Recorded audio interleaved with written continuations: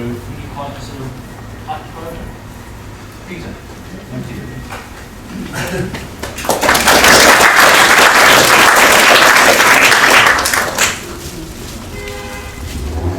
Thank you, Kevin, and welcome to everyone here. Thank you for all coming. Before anything else, can I just, on behalf of the Leo community, thank the CCS and the Science Museum for making this meeting possible. A lot of people have worked hard to make it possible, but in particular, I'd like to thank Kevin Morrell for setting up the PowerPoint, John Aberhard for the press releases, Peter Byford for the exhibits, and John Ayres for so much behind-the-scenes staff work. One other preliminary thing. Round the corner at the back there, you'll find a table with some exhibits on, so please don't miss them as you go out. One or two things are for sale or to take away, but that's all. Only things for sale are mugs and sweatshirts. Mouse mats are free, though they're only a limited number, but everything else is strictly an exhibit. Though, if you want other things, Peter Byford could arrange it. So much for the preliminaries. Now, as you all know, we're here today to celebrate a remarkable man, a computer pioneer who in effect invented business systems engineering and who died a little while ago, just short of his 93rd birthday. Without any system software, indeed with no precedent at all, he created and installed computer systems nearly 60 years ago that still today look conceptually impressive. Now, others are going to tell you about his work and career. I'll leave it to them. I would just like to recall very briefly the man.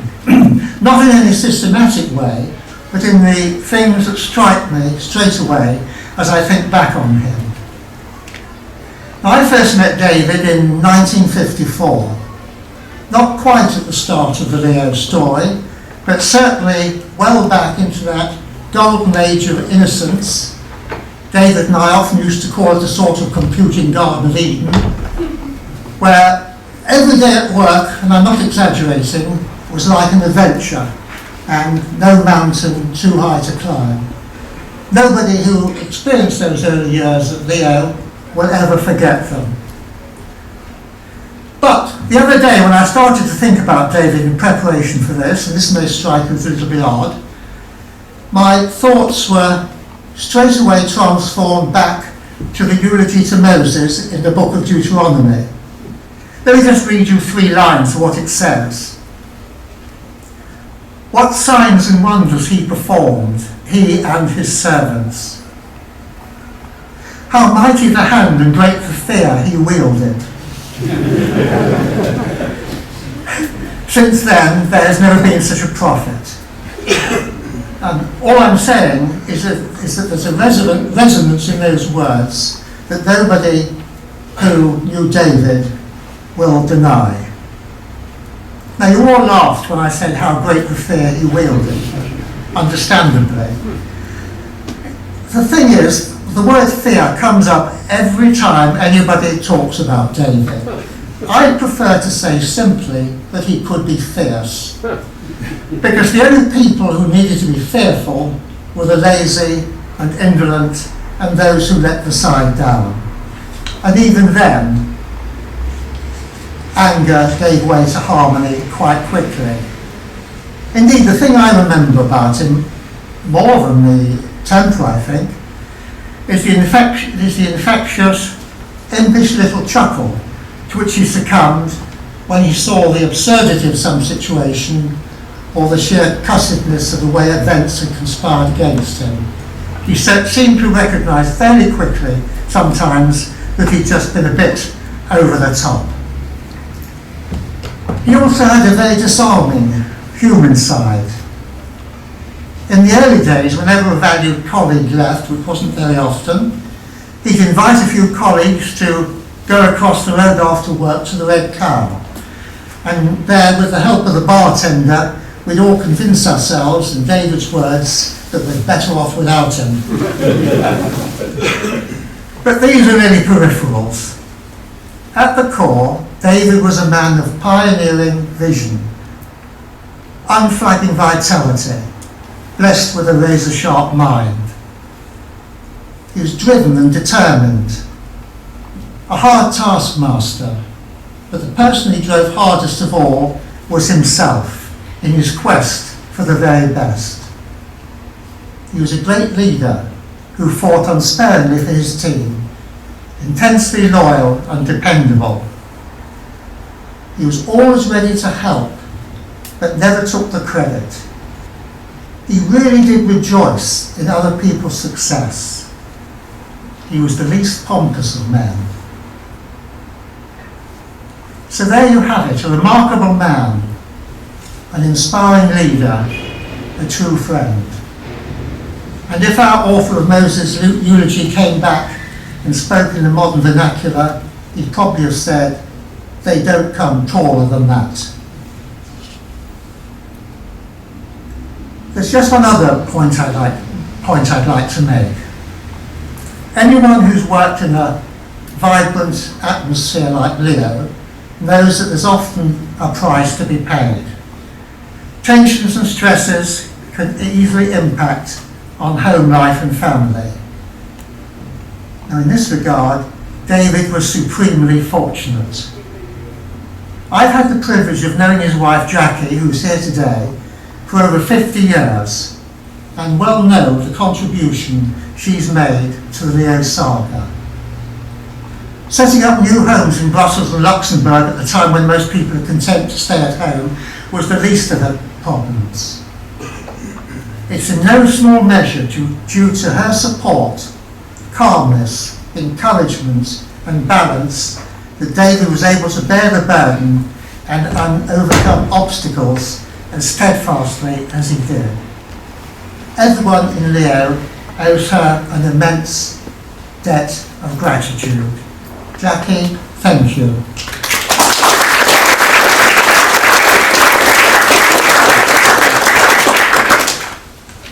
Now today's programme is a number of short sessions outlining David's career, describing some of his systems in Lyons and elsewhere, and ending with a debate on the relevance today of his system design principles. The speakers include both Leo veterans, people from other places, and I'm glad to say his daughter Hilary.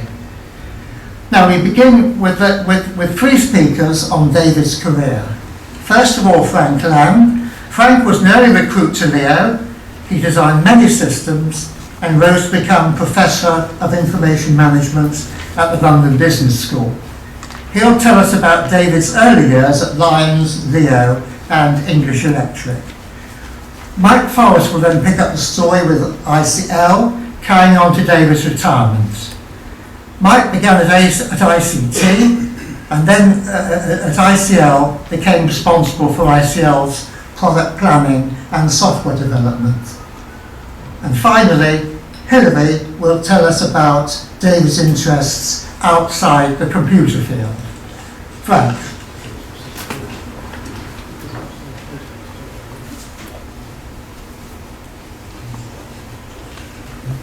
Thank you, Peter. May I start by echoing much of what he has said about he has said about David and about Jackie Caminer. I thought they were extremely well expressed and express exactly what I feel about him.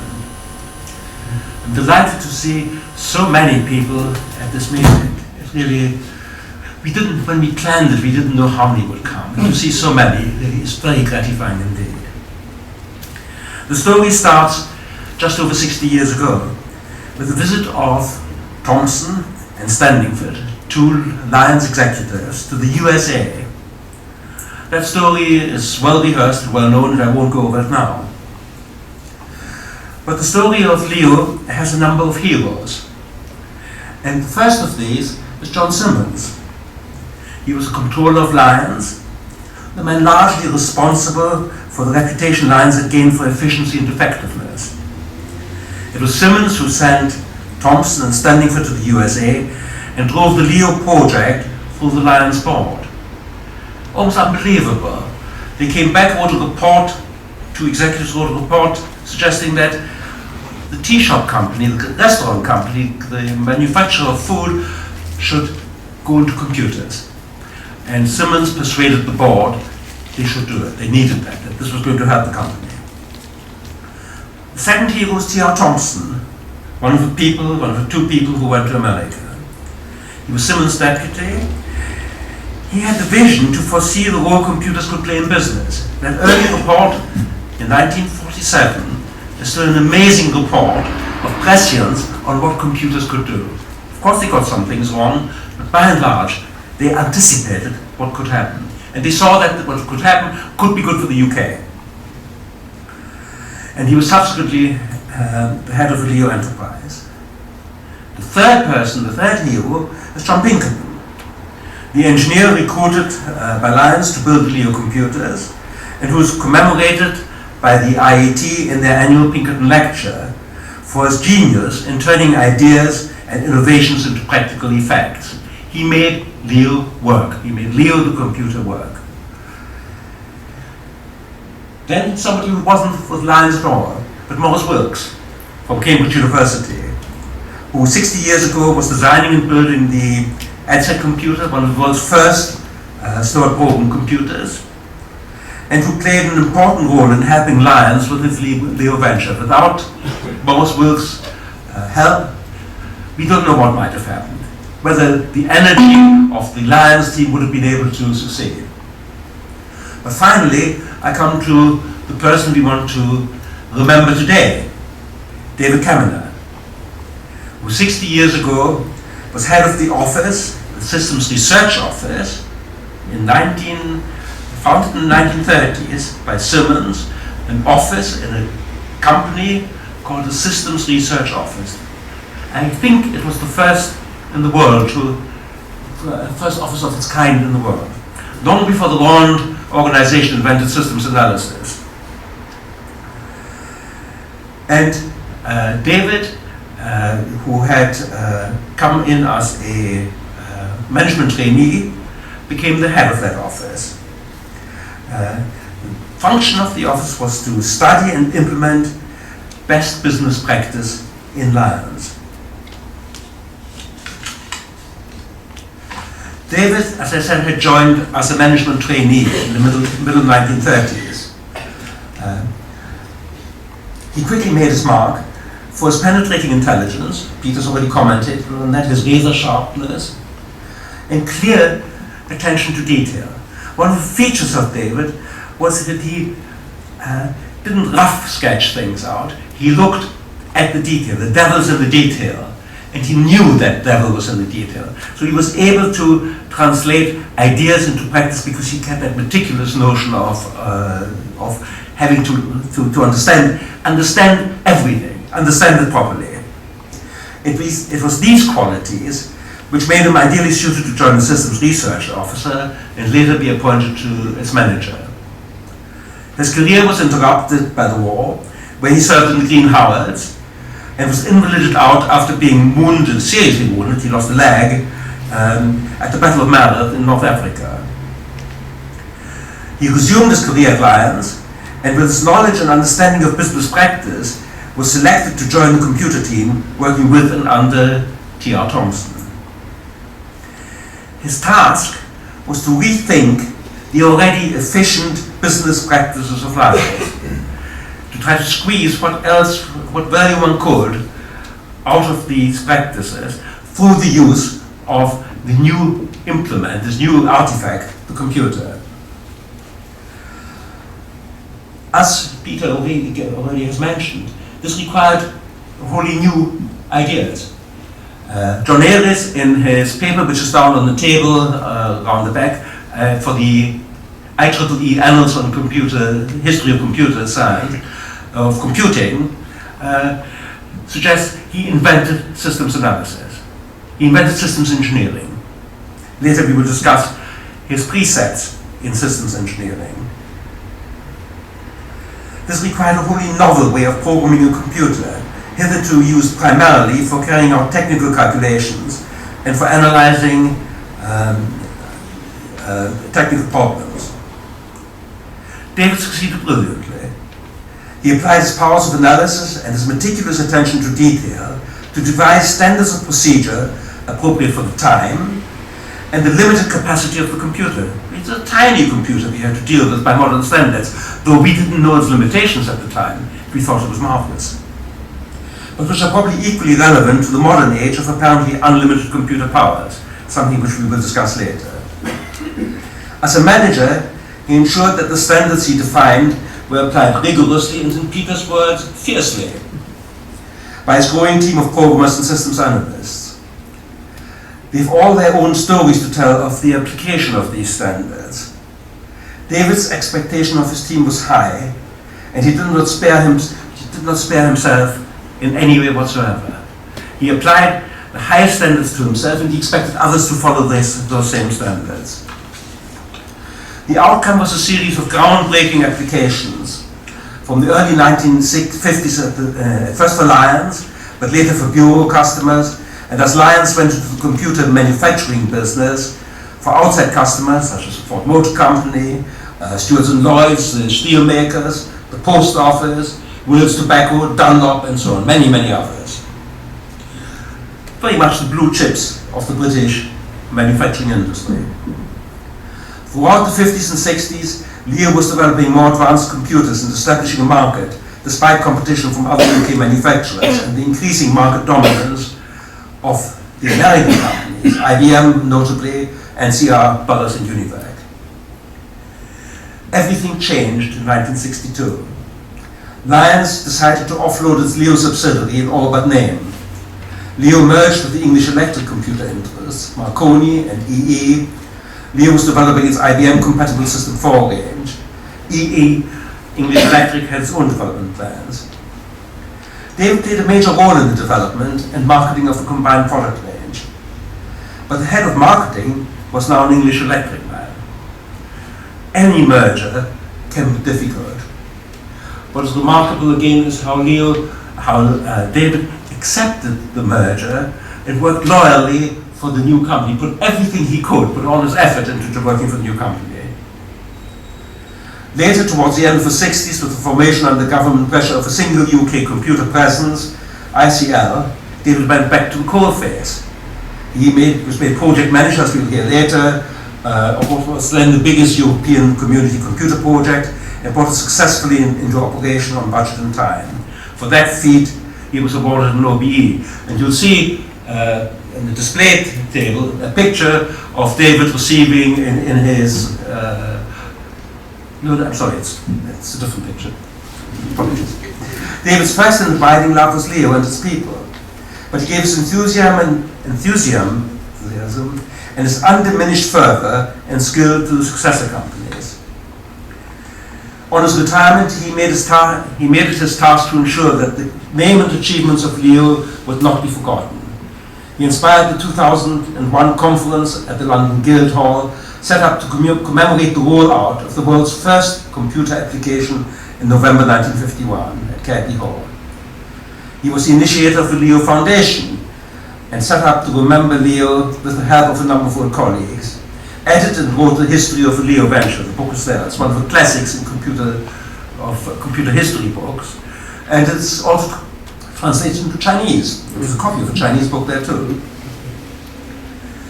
David's contribution to computing was immense, but those who worked with him, and again this echoes what Peter says, will remember him for the standards he set, for expecting others to work to achieve the same standards, for his insight and brilliance, which survived right to the end, and for his loyalty to his friends, to his political convictions, and to his ideals. Thank you.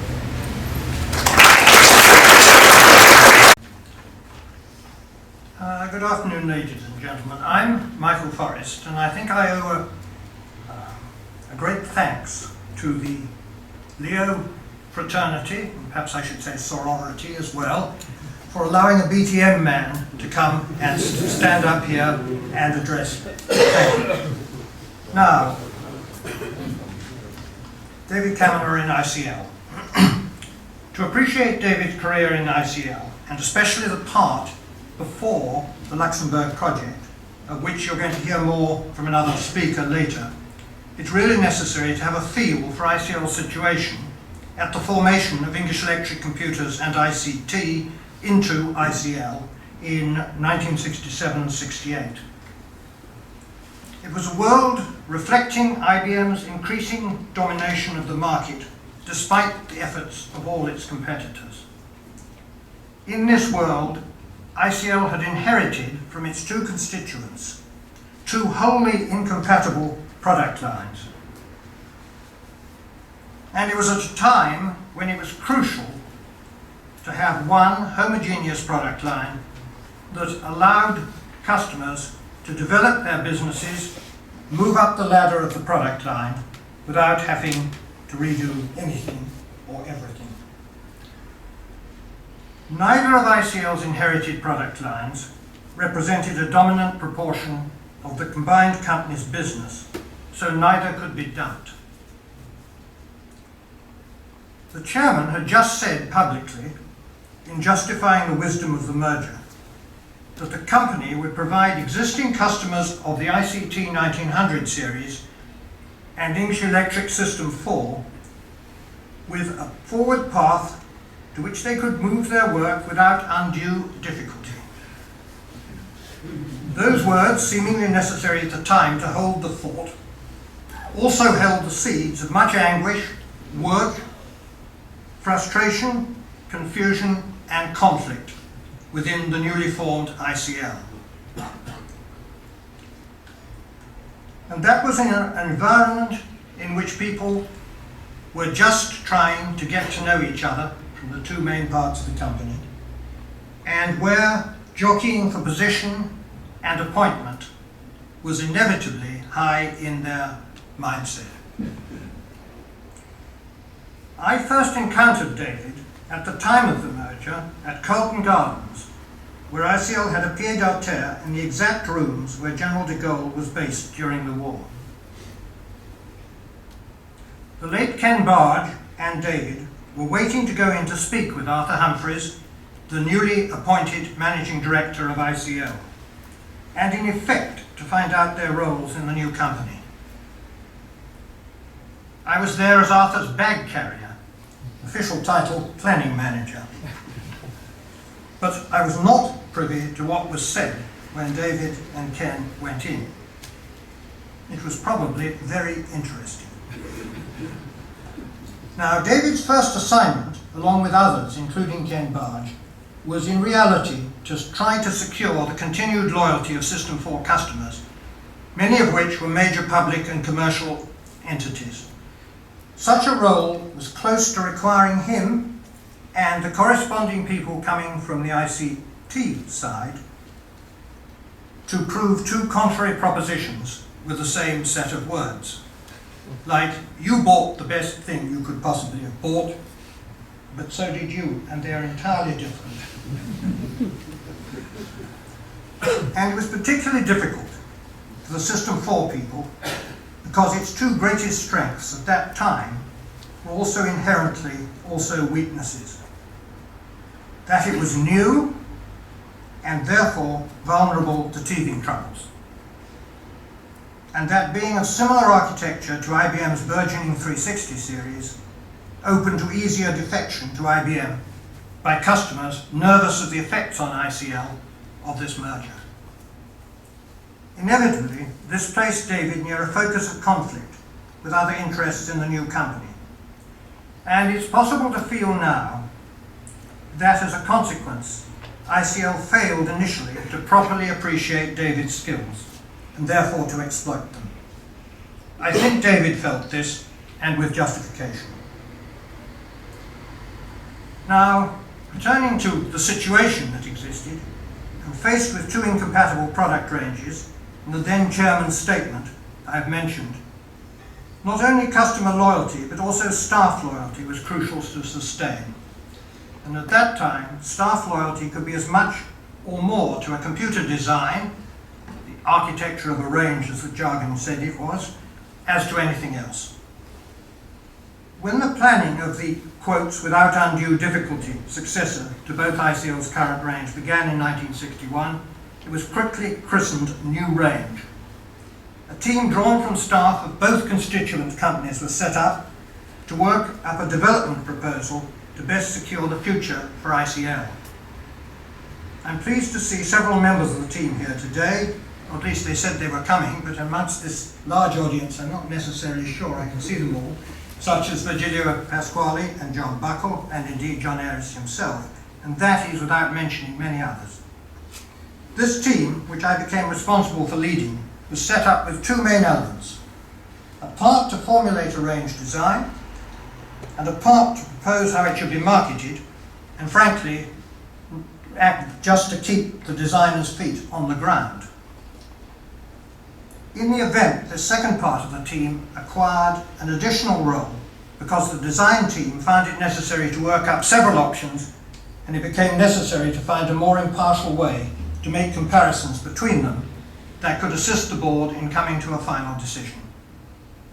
Now, as I said, this whole team was people seconded from various parts of the company, and David was one of the most senior people seconded into it. And he became perhaps the key member of the marketing and assessment team. He had to put aside previous product loyalties. Not easy for anyone to do, and I particularly admire him for doing that at the same time as keeping his ability to say the unsayable when circumstances required. This was much needed, but also particularly difficult in such a highly charged environment. The New Range team looked at several solutions to the conundrum of the way forward, and it's history that it eventually selected one that involved a radical design from scratch, known internally as the synthetic option, which was presented to the market as the 2900 series with VME as its principal operating software. David's astringent critique of this and the other proposals was especially valuable. Painful as it was for other people, and I can remember reading it. Indeed, the managing director remarked about the assessment paper submitted to the board, which recommended the synthetic option, that it seemed like the suspect, having been found guilty by the court, was nevertheless chosen as hero. David had done a good job in his critique. As actual development started, I moved away from close contact with David, but he continued to work on how the new range would be introduced to the market, and increasingly on how to hold on to customer loyalty in the face of accumulating delays to the development process. I sort of smile wryly because I think many people in this room think I was a contributor to the contributing delays. And this was somewhat of a reprise to David's role before becoming involved in New Range. But a new factor appeared at this moment, and David was much involved with it, which was a sudden resurgence of some sort of attempt to get a common European computer industry offering. And conversations occurred between ICL and C2Z, the French organization which had been born Bull, and Control Data of the States. And I have been given a memo written by David, dated in late 1971, proposing how the ICL New Range could form the basis of such a common European and indeed control data product line. But unfortunately, or some might say fortunately, that proved to be a paper tiger. I know how frustrating it was for everybody that was involved. But we all, including David I'm sure, learnt something about dealing with the French that would stand at least David in the Luxembourg project in good stead later. Now, to summarise, I have the warmest memories of working with David and a great admiration for his analytic capabilities. The forthrightness with which he expressed his views was an integral part of him. Some may have found him on occasion unreasonable, but I like George Bernard Shaw's remark that the reasonable man adapts himself to the world. The unreasonable one persists in trying to adapt the world to himself. Therefore, all progress depends on the unreasonable man. And a lot of progress, both such as been described before by Ralph and also within the new range team, is definitely due to David. He kept us on our feet. I won't say in fear, but in concern lest the critiques should prove too true. To end with a link to David's Luxembourg project and Luxembourg period, and also as a happy memory for me and my wife, Anne. When David and Jackie were living in Luxembourg, they kindly asked us to stay with them for a weekend, and they did a marvellous job of showing off their temporarily adopted country. And David's driving was also a prominent part of the experience. Thank you.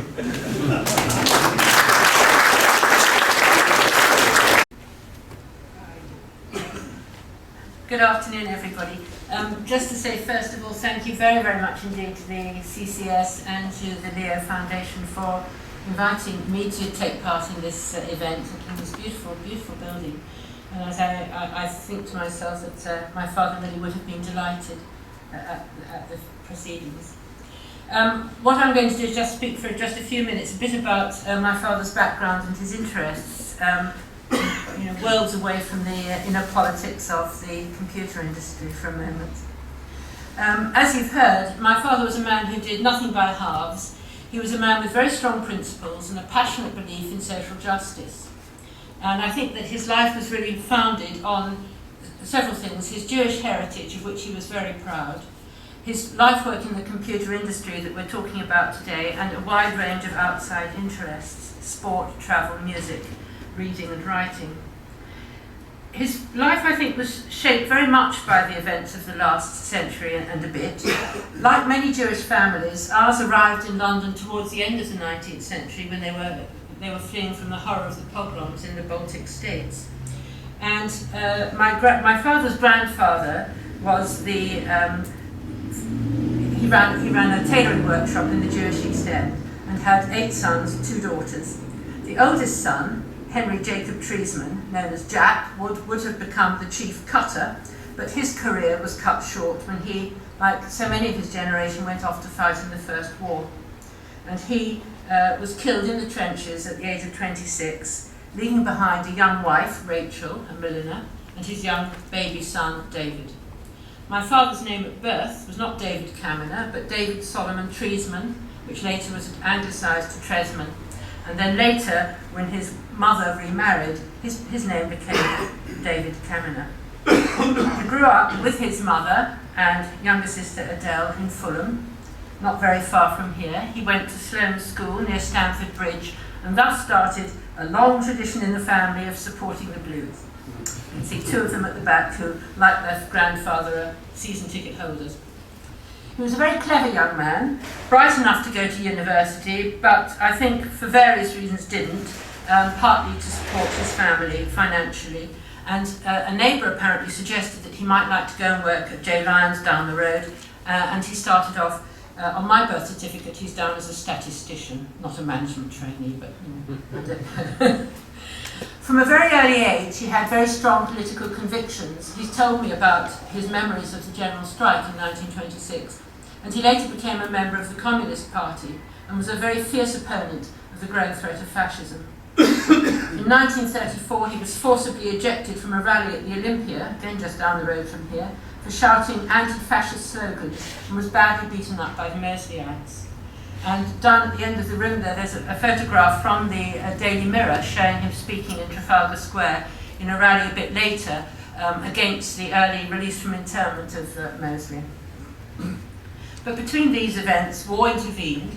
My father was called up and he joined, as Frank has said, he joined the Green Howards, and as a member of Montgomery's 8th Army went to fight in the deserts of North Africa, which is where he lost his leg.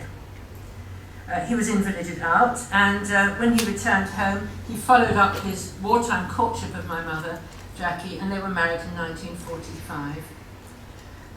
This has been an exceptionally strong and loving marriage. My parents have shared their beliefs and interests and have both contributed to local and wider public life. My father has always had a very strong sense of family and enjoyed celebrating festivals and birthdays with a party.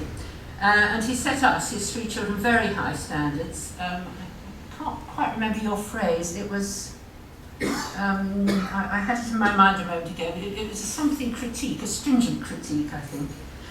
But certainly he achieved this. He tried to encourage us to achieve our utmost. Not always an easy man to satisfy, I have to say, but very generous and loving to us and to his 5 cherished great grandchildren.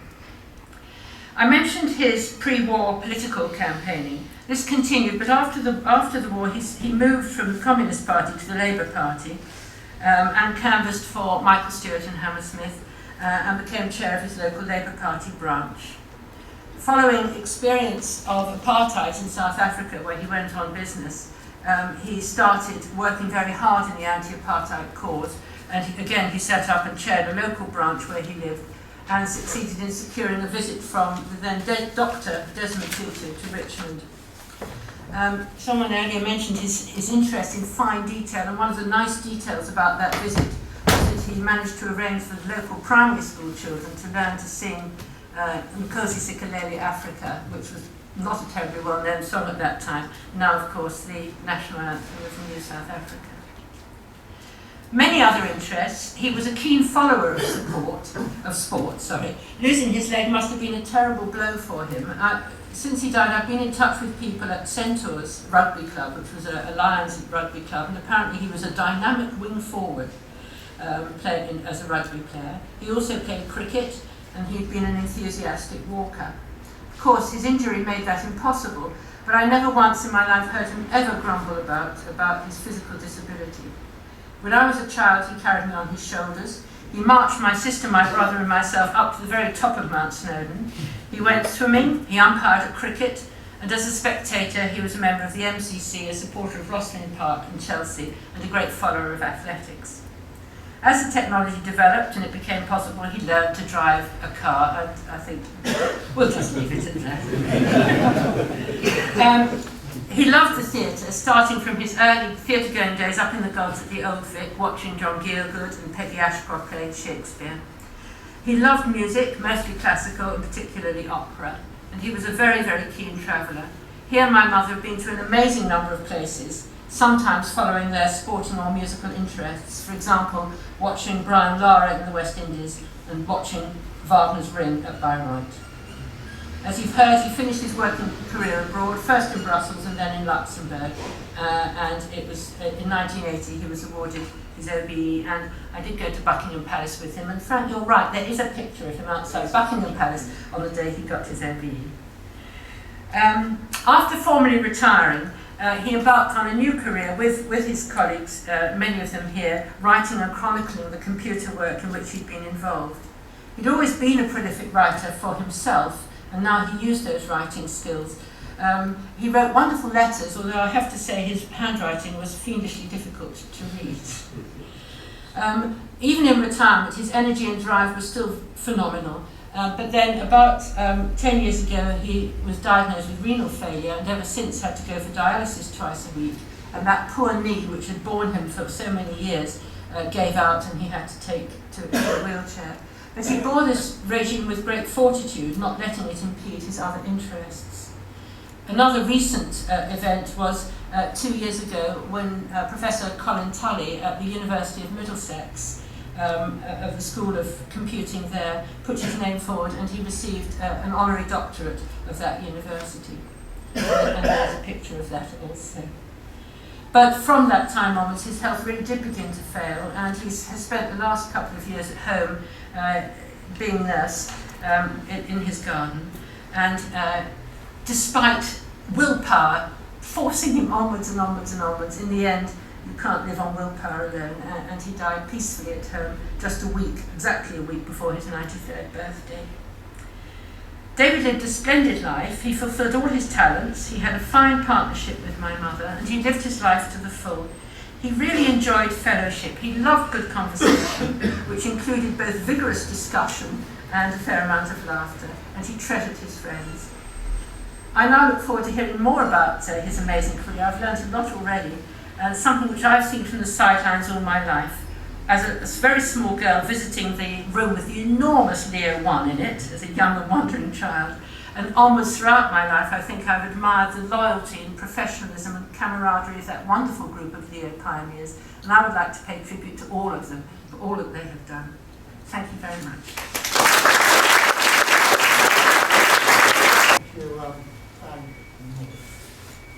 We now come to the systems David designed and implemented, and we're going to begin with Georgina Ferry, who will tell us about some of the world firsts at Lyons that David was instrumental in. Now, as you all probably know, Georgina is an author and journalist who specialises in scientific topics, and most of you will also know about her book, which was written in consultation with David and presents the Lyons systems and their background for a lay audience. The book is called A Computer Called Leo, and I'm empowered to say that those of you who haven't got it, it's on sale in the bookshop downstairs as you leave. Thank you very much. Georgina.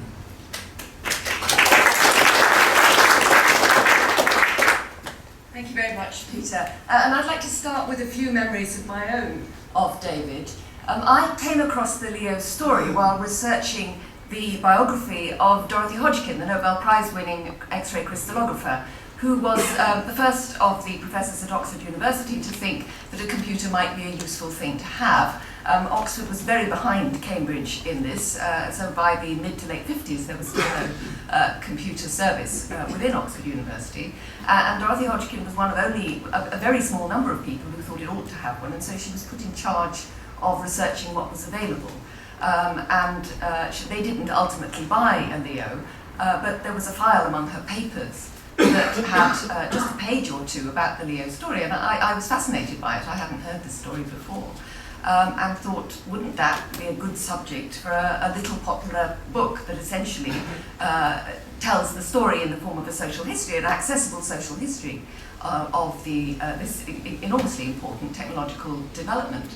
As I looked into it, the first thing I discovered was that David and his colleagues had only recently published their book, User-Driven Innovation. So I thought, well, maybe I'm too late. But when I looked at it, I thought this, although it was an excellent source book and obviously something that people in the industry would enjoy and find very useful, it didn't have that sense of being a book, an easy little book to pick up and get the story very quickly. So I approached David in some trepidation to see how he would react to the idea of someone, a complete outsider. I have absolutely no background in computing, either as an employee or through my education. A complete outsider coming in and telling this story for a general audience. And he could not have been more helpful. He didn't see it in any sense as competition. He thought that for the Leo name to be more widely disseminated was something that he very much encouraged and applauded. He provided me with lists of people to go and talk to, and so there are many people sitting in this room who found themselves on the end of my tape recorder. He then read drafts of the book and was just immensely supportive throughout, and I'm immensely grateful to him for that. And I never saw the David that people talk about. I mean, I saw the David who gave tremendous attention to detail, who set very high standards, but he was never anything but kindness and sympathy and helpfulness throughout my research for the book. So I'm just going to talk a little bit about some of the background to how these early systems developed at Lyons, and then go on to talk about one or two of the very first systems. As you probably know, the Lyons company actually started out as a tobacco company in the 19th century called Salmon and Gluckstein, founded by a pair of families who then became so intermarried that they're essentially a single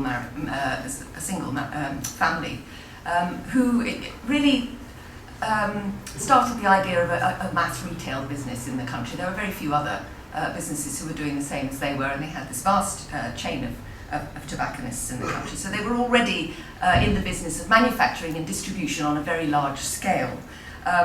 when a member of the family had the idea that they might diversify into catering. And I'm just going to go through this extremely quickly. The key facts are up there. But yes, J. Lyons & Co. was founded to develop the catering side in 1887. It became immensely successful. There were 200 tea shops in London alone by 1925.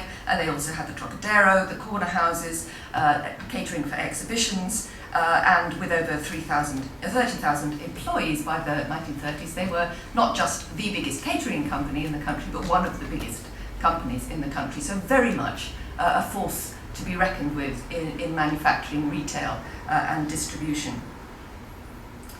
And the idea of efficiency in how their business was run came in very, very early, initially as far as the manufacturing side was concerned, so that the factories were set up according to the latest scientific management techniques which had been developed by Frederick Taylor with his book Principles of Scientific Management, and very much on kind of time and motion principles, and his watchword was the one best way, was that there was a one best way of carrying out any operation, and you should organise your factory or your company to make sure that everything was achieved in that way.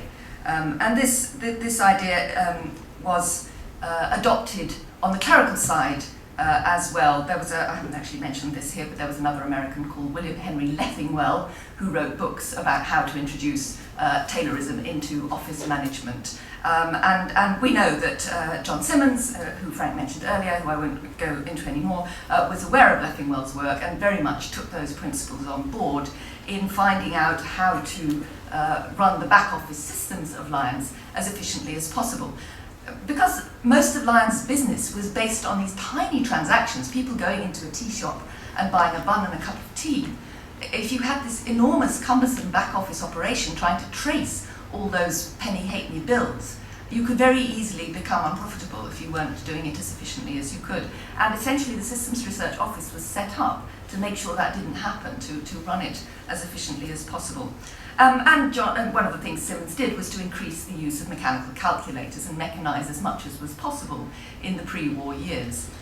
So of course when, after the war was over, and as we've heard already, Thompson and Standiford went off to on their American trip and found out about computers, the mindset was really already there to think, how could we automate these processes?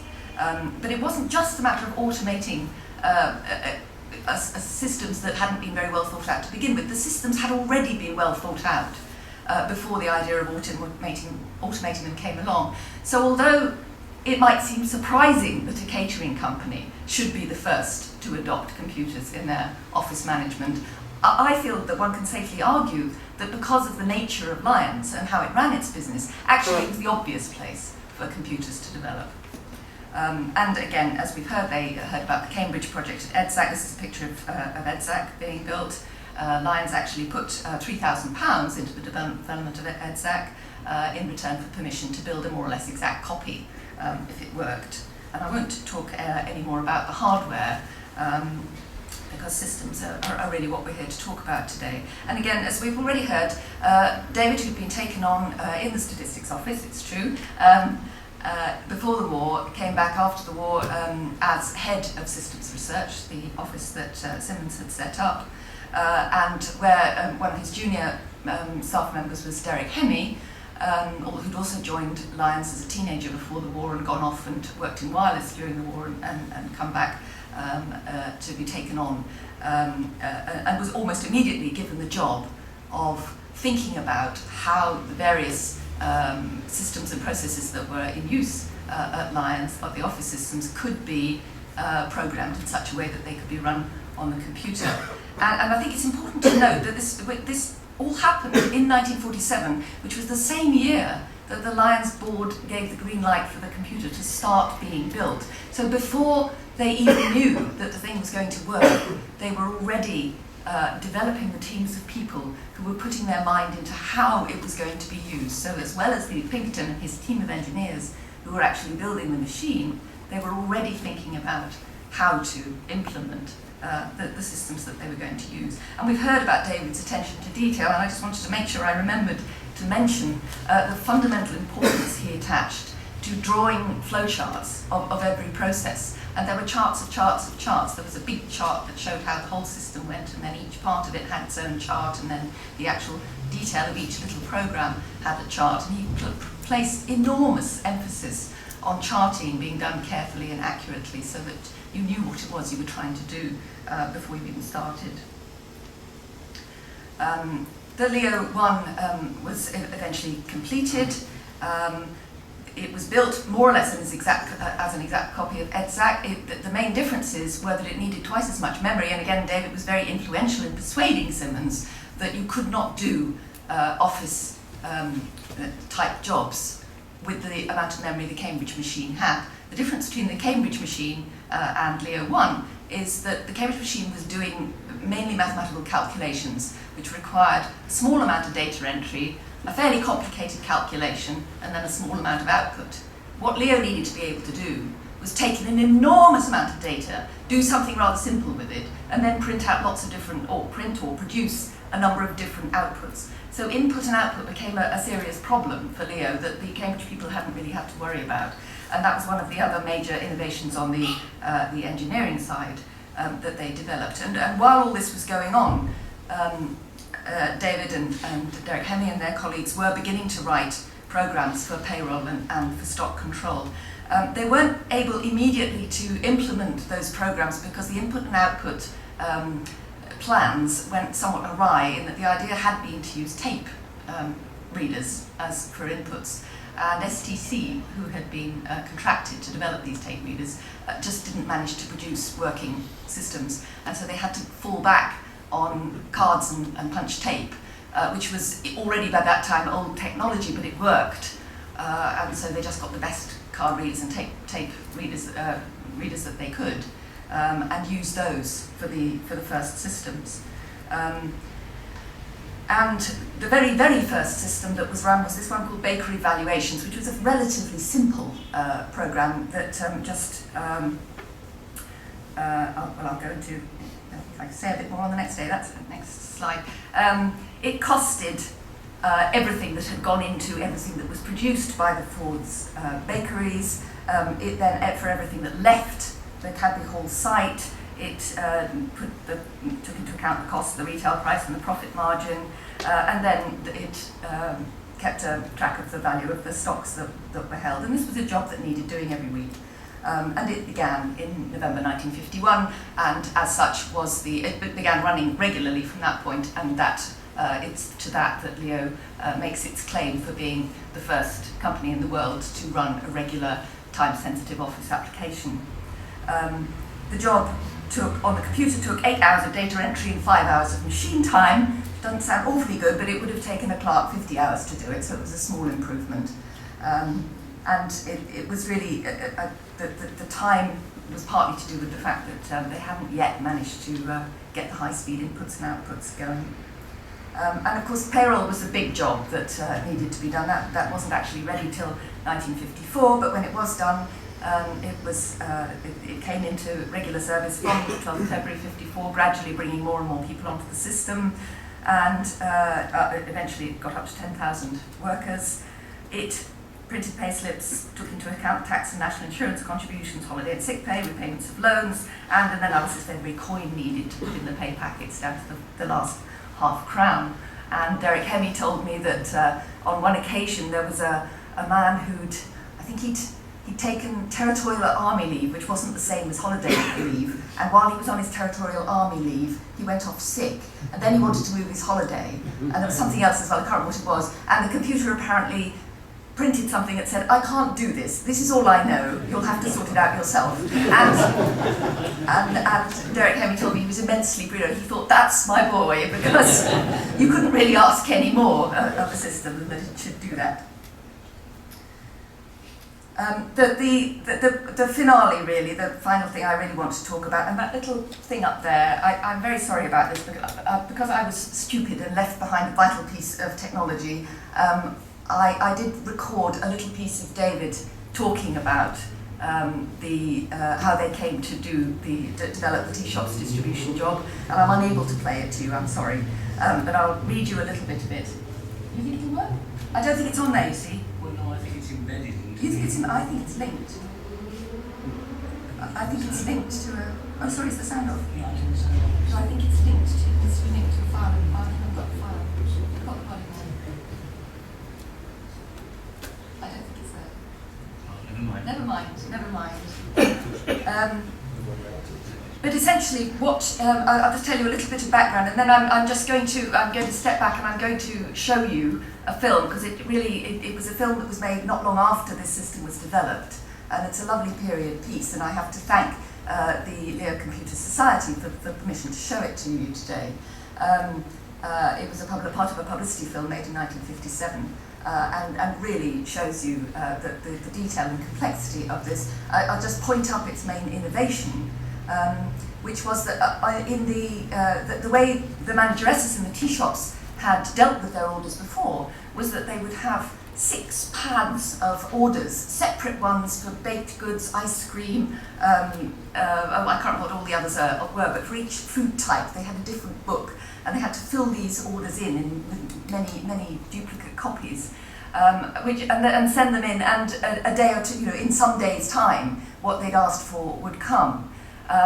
And David began by going around visiting the manageresses in the tea shop. He went to see them, he went to see how they actually worked, and one of the things they very quickly discovered was that the tea shop, the people further up the chain, regarded the worst sin that they could commit was to have something left at the end of the day. As Derek Hemming said to me, 4 bread rolls left at the end of the day was 4 black marks. So what did? They under-ordered, because they didn't want to be left with anything at the end of the day, which meant that sometimes the shelves were empty while they still had customers. So what they needed was a system that got as close as possible to getting them exactly what they needed. But of course, with the computer, with the memory that it had, i.e. hardly any, trying to duplicate these 6 different books of orders and doing that every day was going to be hopeless. So what David thought was, well, could we arrive at some kind of standard order for each shop? And so he spread out some actual orders all over his desk from different shops, and looked at them and discovered there was a pattern that they did more or less, they were more or less putting in the same kind of order with some variation. And so what they set up was a system whereby the manageresses would be telephoned at a set time every afternoon, about 3 o'clock every afternoon, and speak to a key punch operator who was wearing a headset, and just tell her anything they needed that was different from their standard order. And those would be punched straight onto cards. So it was online working, it was real-time online working. And those cards would then be run through the computer at the same time as the standard orders, and as you'll see in a moment, the system would then print out exactly what was needed for each shop. It would go out the next morning, and they would get precisely what they needed the next morning. But I think we'll show the video now, and you'll be able to see exactly how this worked.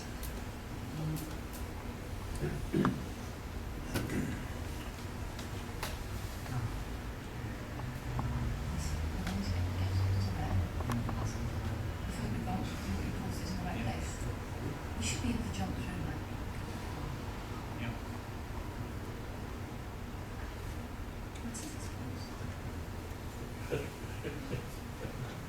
Excuse us. Announce yourselves for a moment.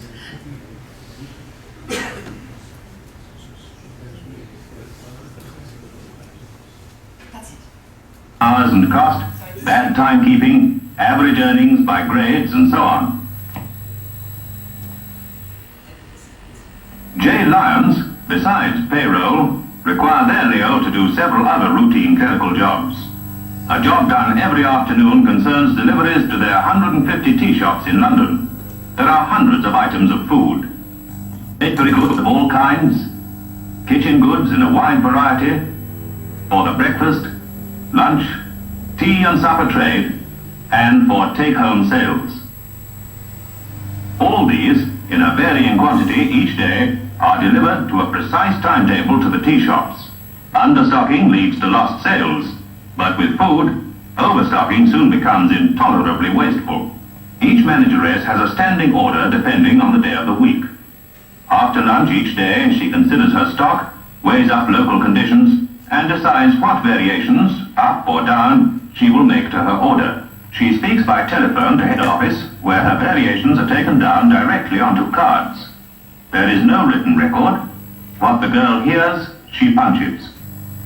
At the same time, a short paper tape puts in last-minute management decisions, such as occur with changes in the weather. Thus is flexibility provided.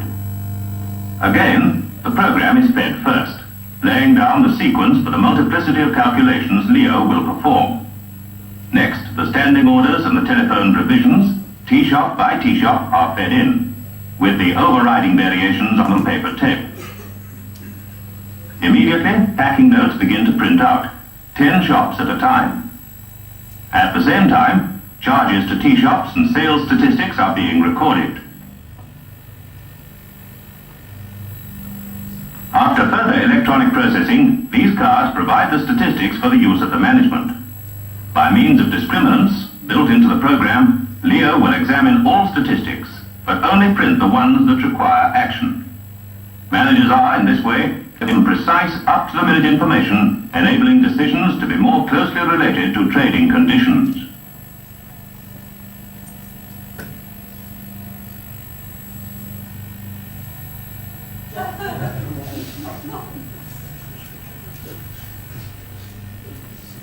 The packing notes, which were printed by Leo 10 to a sheet, are separated,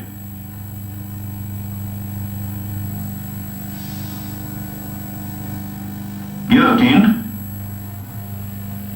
clipped to a packer's board, and sent to the dispatch. Subtotals of the different items have been worked out for bulk movement to the several loading bays. Although the last revision is not telephoned until 3:30, by 4:30, Leo has printed for 150 T-shops and 40,000 items exactly what is wanted at each T-shop, in the right order for the different loading bays. They are also in the right order for the carman's calls, so that the goods at the front of the lorry can be delivered last, and the first call is just inside the doors. These are only a few examples of the wide range of work undertaken by Leo. Building each automatic office is the result of skilled investigation and design. Each application, similarly, calls for the experience and know-how of using automatic offices. Leo Computers Limited undertake all this in conjunction with the user's staff. Leo is a machine that does routine clerical work more quickly and more accurately than clerks. The clerks are freed for more rewarding and productive work as the use of Leo expands.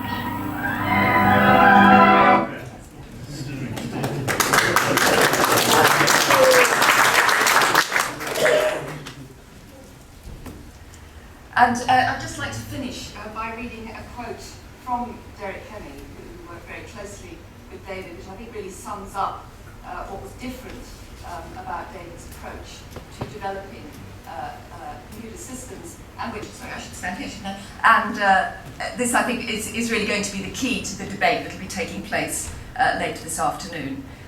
Derek said, with Caminer running systems research, you didn't just look at office methods.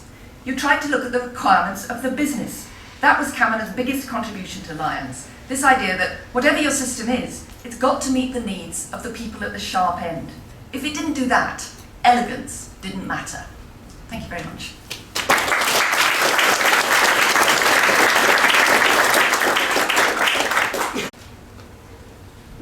Thank you very much, Georgina. We now come to a talk from Ninian and Eadie about David's work at the post office. The post office was Leo's largest customer, and David was very much involved in it. Now, Ninian spent his whole career with Leo and its successor companies, eventually ending up on the main ICL board. He'll go on to describe David's last project, his work for the EU, for which he was awarded the OBE.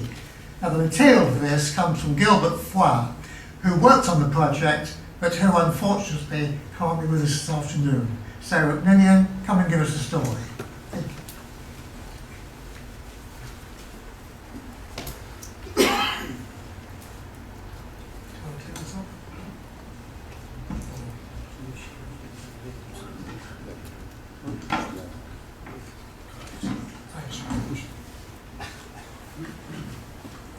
Well, first of all, let me just put the post office into context. Today, when you talk about the post office, it has a slightly old-fashioned ring about it.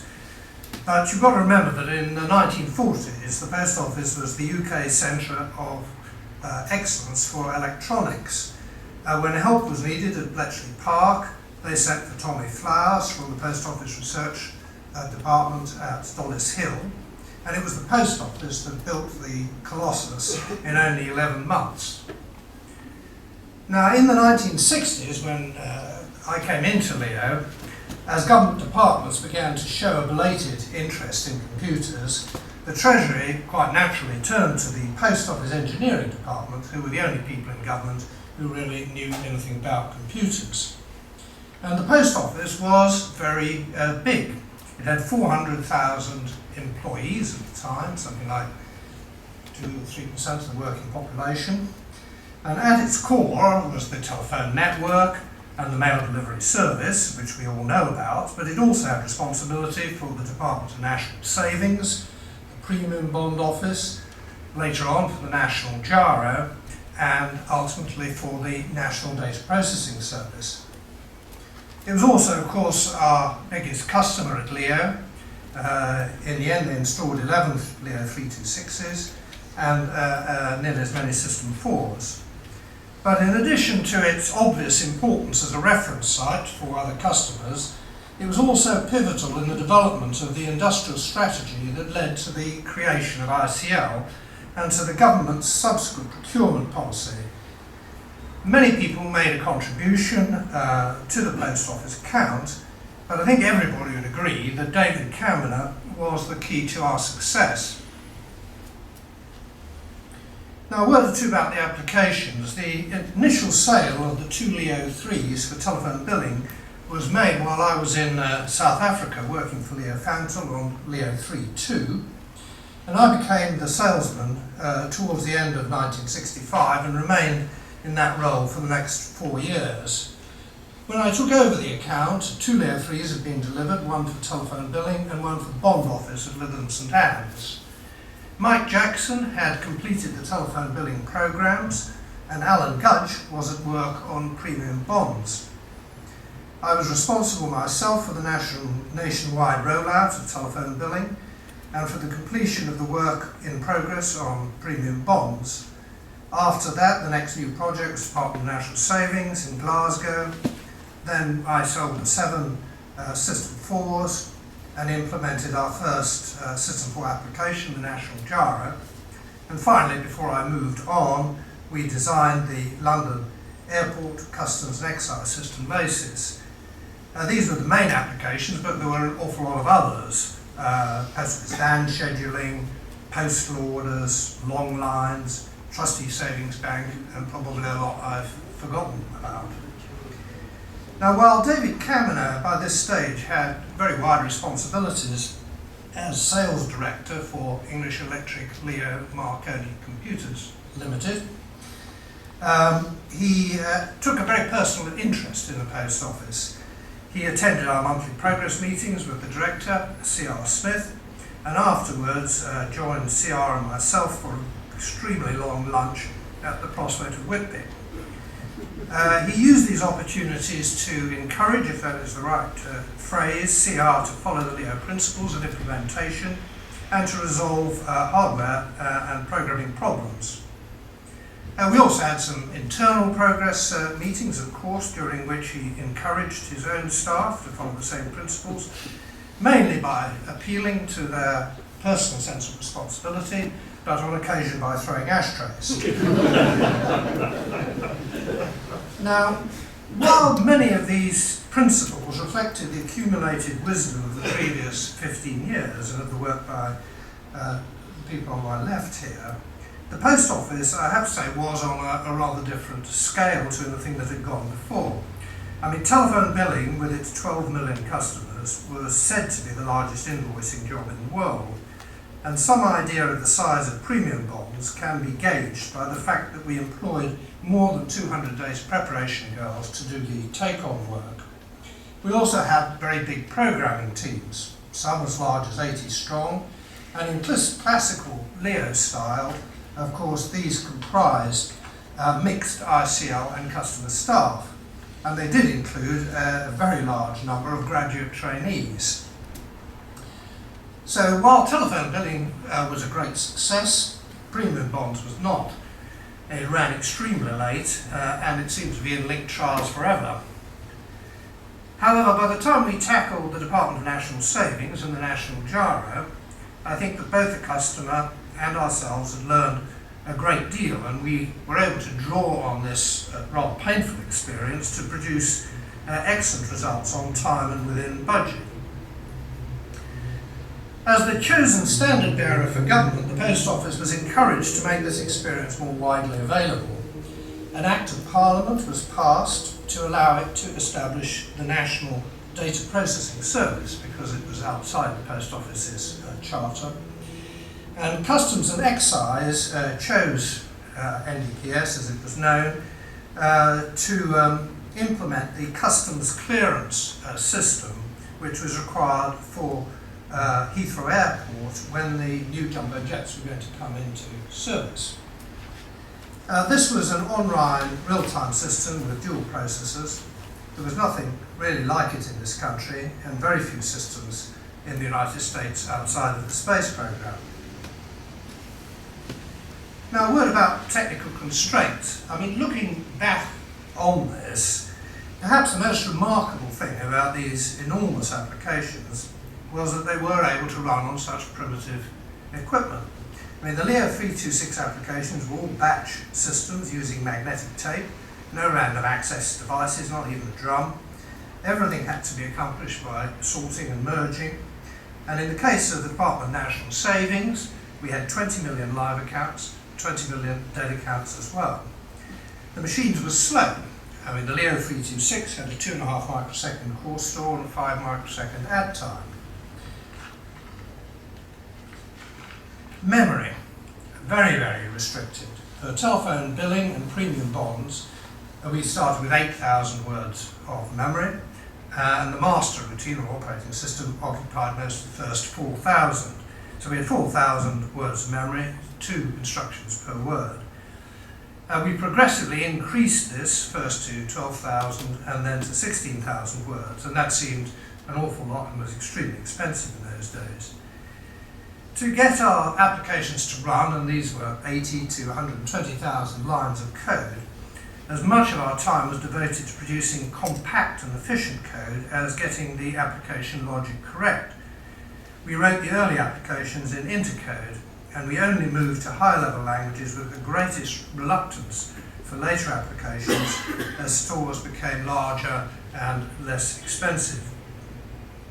All in all, I suppose it was roughly the equivalent of trying to implement the work of the Inland Revenue on a personal computer, although today's personal computers are vastly more capable than the Leo 326s, even though the 326s were selling for £1 million a pop. Now, much time and effort was expended because of hardware failures. Leo 3, designed by John Pinkerton, was a wonderfully solid machine on which we ran a payroll for 150,000 natives in Johannesburg, day in, day out, with hardly a murmur. It did not prepare me for the truly awful Leo 326, which had been implemented by English Electric. The crosstalk on this machine was so bad that in the end we had to put copper bars from top to bottom of each cabinet at 1 foot intervals. The System 470 was rather better endowed in terms of store, but still not without its problems. When we were bidding for the Laces contract in 1969, the company had no experience with real-time systems on either side, either the ICT or ICL side, and we didn't have a real-time operating system. I ended up commissioning computer sciences to write a new operating system that became known as the Laces monitor, and which was to run for the next at least 10 years. So what did we learn? Well, first we learned to work in a highly political environment where our long implementation timescales were a very poor match for the politicians' need to show short-term results. While the post office was more patient and had more vision than most, it was still at that time a department of state. It was essential to be able to deal at the highest level, and here we were fortunate that David Caminer was able to develop excellent personal relations with C.R. Smith, who was the director, later on with Murray Laver, and also with the Ministry of Technology run at that time by Wedgwood Ben. We came also to appreciate that successful failure was determined at the outset of the project when the scope was defined. And this is where big guns were also needed to fight the political battles.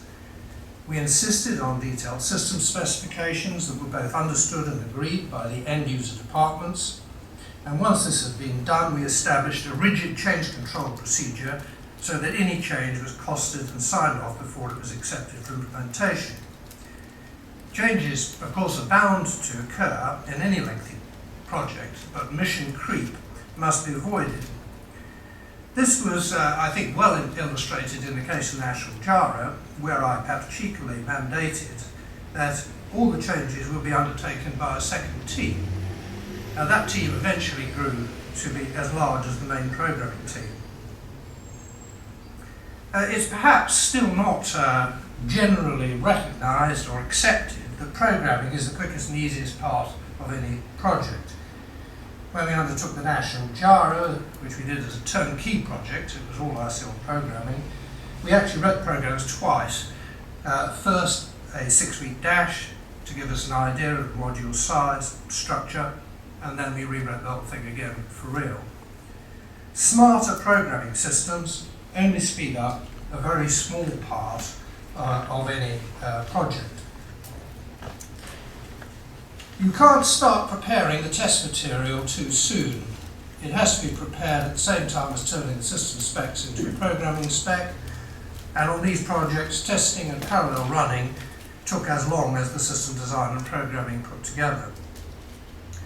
Finally, we learned that the key to estimating is not so much the number of programs and instructions, but the level of complexity. Replacement for existing clerical systems in particular were far more complex than designing brand new systems like the Jaro. Trevor Davis, my chief programmer for much of this period, was adept at judging the complexity of systems. But I have to say that it's equally important to have gained the trust of the customer so that he will believe you when you give him the estimates. And I think David Caminer's ability to build this trust at the highest level in the post office was a very great contribution. In conclusion, I have to say that unfortunately most perhaps of this experience was lost when English electric computers were taken over by ICT. With the rapid growth of the computer industry, companies like ICL and IBM became box shifters, and indeed writing application software was seen by some as in conflict with the role of the hardware manufacturer.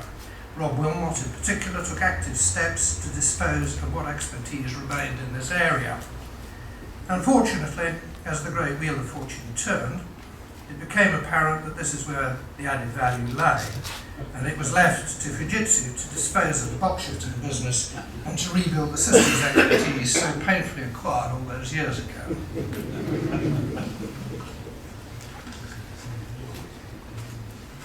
Now, if I may, I'm going to move on to David Caminer's last job for ICL, as it was by then. In 1974, Peter Abbott, who was at that time director of Government and Public Corporations Division, appointed me sector manager responsible for government. Unlike the commercial side of business, GPCD had made a strategic decision to discourage the use of 2900 series in emulation mode and instead to persuade its customers to run their applications under VME from the outset. As a result, my sector was blessed with a disproportionate number of early VME machines, one of which was a machine belonging to the Commission for European Communities in Luxembourg. Brian Hermon, who was the Divisional Director of S&TS, Systems and Technical Support, mandated that each of these VME machines should have a heavyweight project manager, preferably American. And it was for this reason, because it was American, that David Caminer was appointed to run the Luxembourg project. Who he reported to was unclear. Some said Peter Elliott, some said Jeff Cross, but I don't think it mattered much since David never really recognised any reporting lines. David recruited Gilbert Foix from ICL France, where he was the Deputy Customer Service Director in charge of technical support and training. Gilbert was in Luxembourg from 77 to 84, first as the CS manager, then as the technical manager, and finally as the branch manager. So we asked Gilbert to give us his recollections of the project, and it falls to me to read his words to you, which I have translated from one. I must say it was pretty good English, in something which is slightly easy for me to read. So these are his words, and certainly his sentiments. The project, usually referred to as the EEC, incorrectly I might say, was created when Fred Evans, the government salesman in Brussels, managed to persuade the European Council to replace their IBM system and applications with an ICL 2900. The project was to replace a 37158 computer from the Centre de Calcul at the Plateau de Kirchberg in Luxembourg, and to migrate all of the existing applications. These included, amongst others, a status replacement, a system called Status, which was ICL version of Stairs, the translation service, and the Oracle database Chronos, and several other databases. And this work was done in partnership with Cap Sogeti, represented by Jean-Claude Aville from Paris. There was also a very elaborate communications network with terminals provided by the representatives of Belgium, Germany, Italy and France, each with their own protocols. The person selected as project director was David Caminer, due to his wide experience and his very strong profile in project management. To tell the truth, this second quality bore down on me personally on many occasions. Now, David soon realised that he'd need some French speakers as part of his management team, so he contacted ICL France. And the technical director, Xavier Biederman,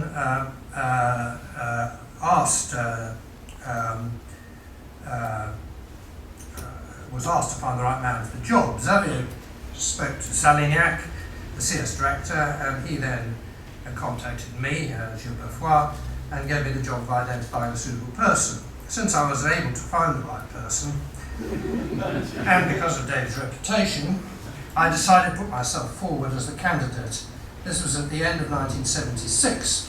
French management supported the proposal. I went to Bracknell to meet David. My experience of VME and New Range was superficial, but as the French support manager, I had a team of 7 engineers spending a year on secondment in the UK to learn all about it. My first meeting with David was rather exciting. Even before he spoke, I felt an energy and presence that I have not encountered since with any manager during the rest of my professional working life. First, I had a good bollocking for my taxi bill from Heathrow to Bracknell. I had taken a black cab, and the bill was far too high for such a trip. From that point, I knew that life wouldn't ever be the same, and that I would have to give an accurate and complete answer to any of David's questions if I was to have any chance of satisfying him.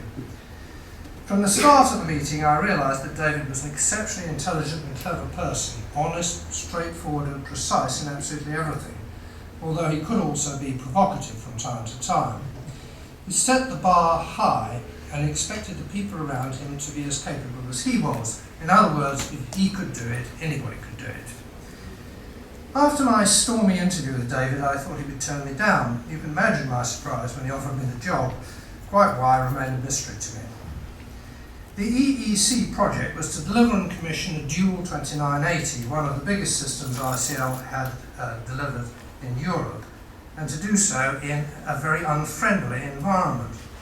90% of the European Commission civil servants were pro-IBM and knew nothing about ICL.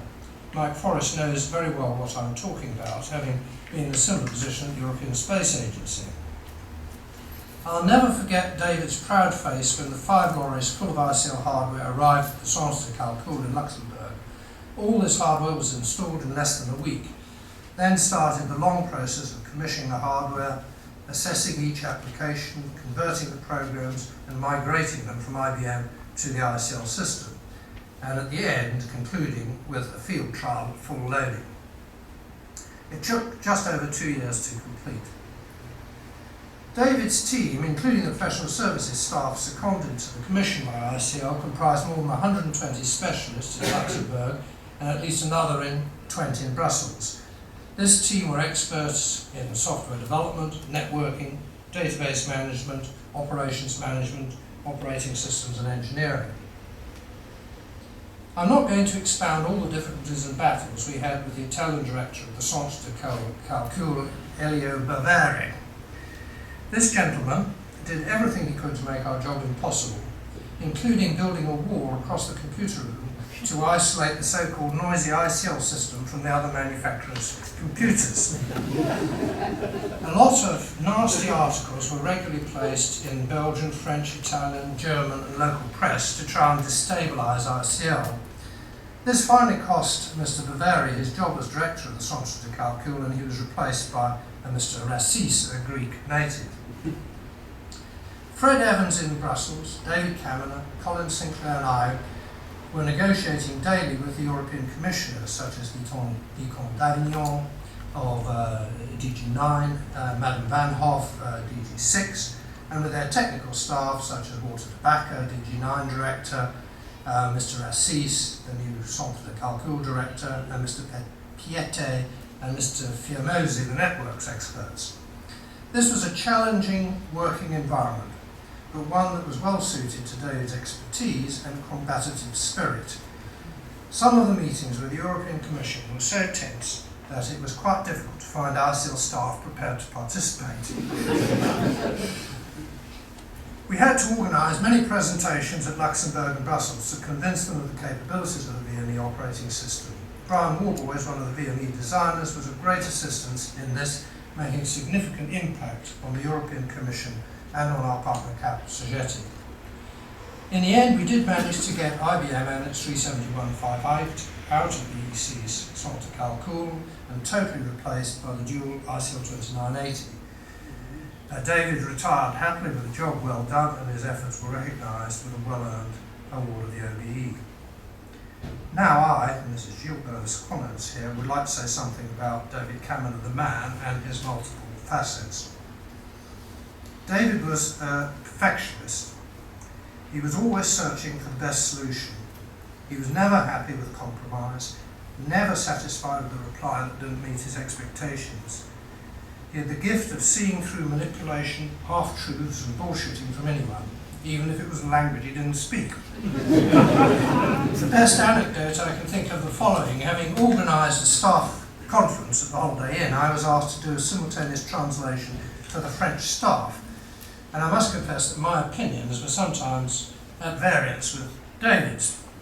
That day I deviated a bit too much from what he was saying, and the reaction was immediate. Despite the fact that David didn't speak French fluently, he gave me a really dirty look, which put me back on the right track immediately. David was very demanding with himself and with others. He was not prepared to accept weakness or lack of courage, and he was astute in his judgment of people's qualities. He made a huge impact on a lot of people, both his own staff and his customers.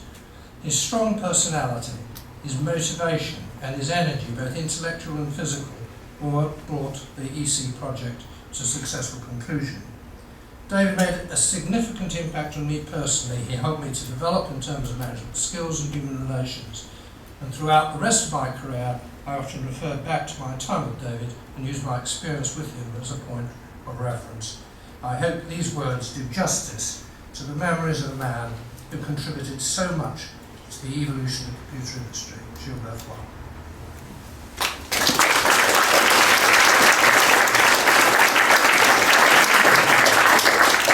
But just one preliminary word from me, if I may.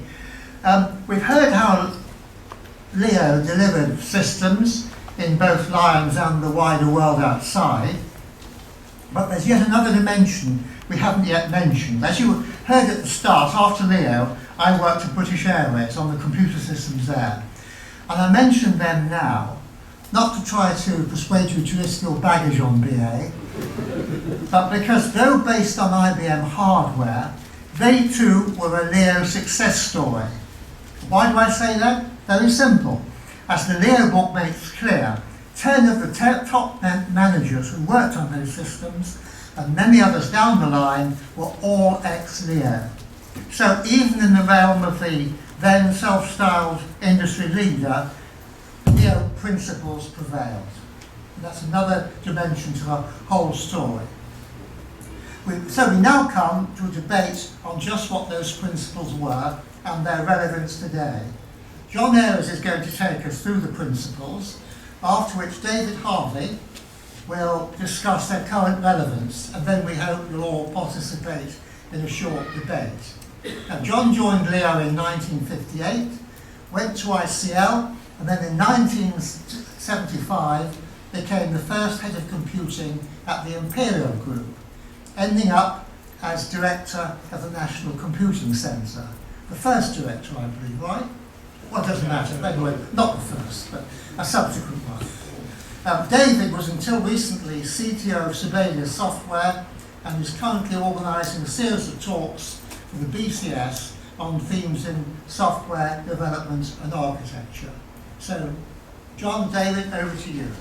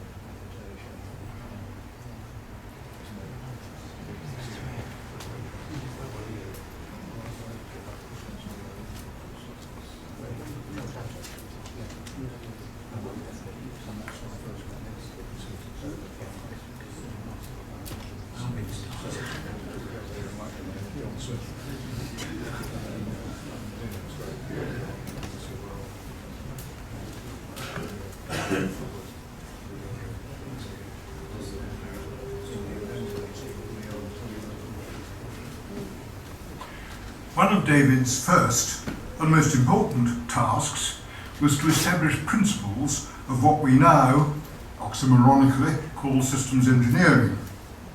He was doing this totally from scratch. Nobody in the world had designed, let alone implemented, a computer business system. There was no literature. Programming was thought of as a trivial task. David, with astonishingly clear vision, saw from the start what was needed. He did not at the time codify his principles, but he always worked from them, as we've heard from nearly all the speakers, and he ensured that everyone on the software side of Leo did so too. Without them, the Leo story would have been limited to a local exercise on a small scale. With them, Leo, in the 1950s, led the world in business computing. The codification of the principles, which I'm going to take you through, was written down much later, in the year 2000, in an article in the IEEE, that is the American institution, their Annals of the History of Computing. The article in question was called Inventing Systems Engineering and was mentioned earlier on. It's on the table at the back there, and it has my name on it, but it was written in close cooperation with David and had his full approval. In it, it sets out that there are 15 principles.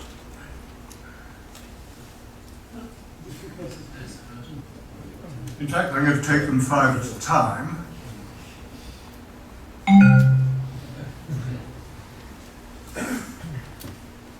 First 5 deal essentially with the system as seen by its users, and again we've heard a lot of emphasis on this already.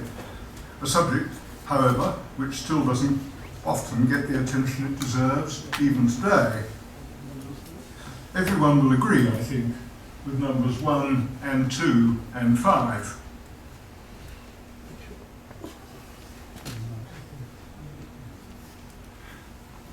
But even if we all agree, there is a serious risk of underestimating the effort and cost they involve, something that David never did. Number 4, was brave.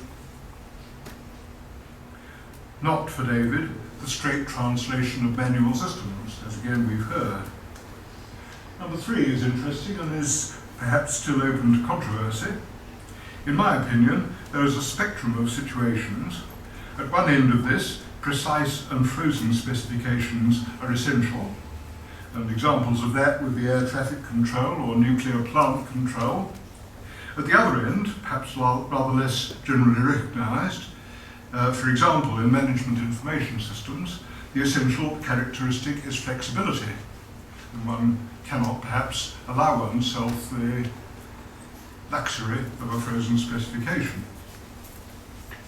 Let's go on.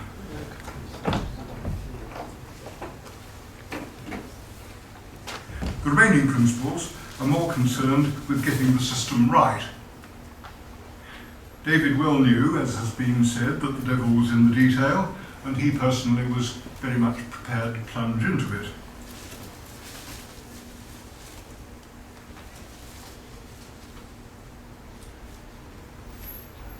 Flowcharts have been mentioned. Most of these points have cropped up in one way or another. But the importance of all of them, again, can perhaps easily be missed on a top-down basis. They are crucial.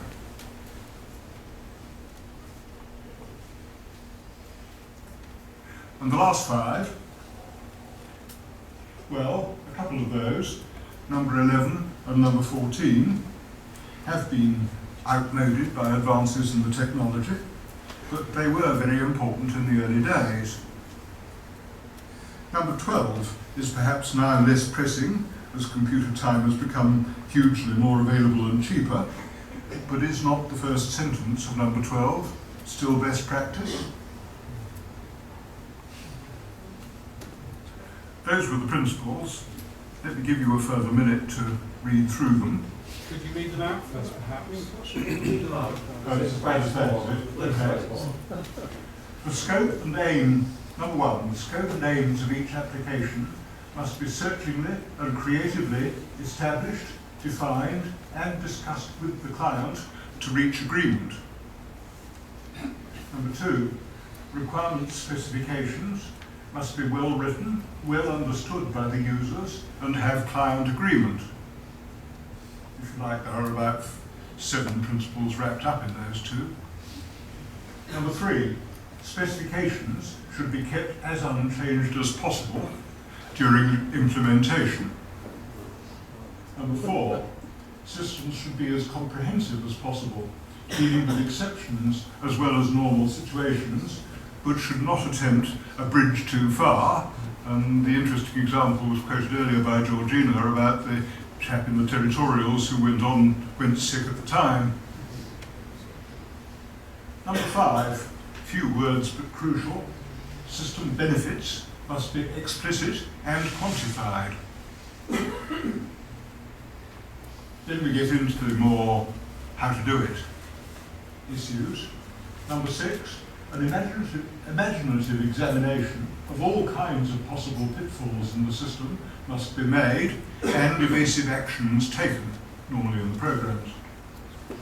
Number 7, already stressed, detailed flowcharts of paths through the system must be drawn and kept up to date, and I should have stressed the word detail at the beginning. Number 8, data must be entered only once. Number 9, all data must be vigorously checked for credibility by the programme and rejected if unacceptable, but with allowance made for later reinsertion and amendable if found to be an error. Number 10, form design for both computer input and computer output is crucial. Boring, but crucial. Number 11, reconciliations on the computers and the programme's internal workings should be calculated and displayed. That's one of the ones I said had perhaps been overtaken. Number 12, programs must be carefully checked by a second programmer before trying them on the computer, That's the first sentence I said was still best practice. The computer's time must be regarded as a means of verifying correctness, not finding errors. Number 13, no error is the computer's fault, it is the fault of the people who should have corrected it or should have allowed for the possibility of it happening. Those sound awfully like Simmons's words, they ring of him to me. Number 14, spare space must be left in all programs for future modifications. That mercifully has been overtaken by events. And number 15, sounds a bit like a motherhood statement, but it's important. Orderliness in thought and in documentation is essential.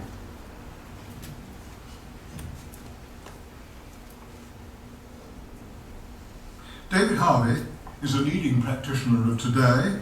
His view, and yours, the audience's, on the validity, the importance, and the state of the art of these 1950 principles will be of great interest, and what, in the light of 50 years' experience, needs to be added to the list. David. Thank you, John. Firstly, can everyone hear me if I stand and talk from over here rather than over there? I'm seeing some thumbs up at the back. Is that okay? No, we've got a couple of objections, I'm afraid. No. We have a couple of problems with that.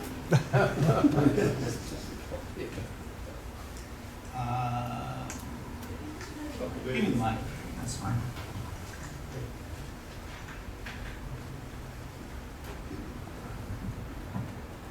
Is that better?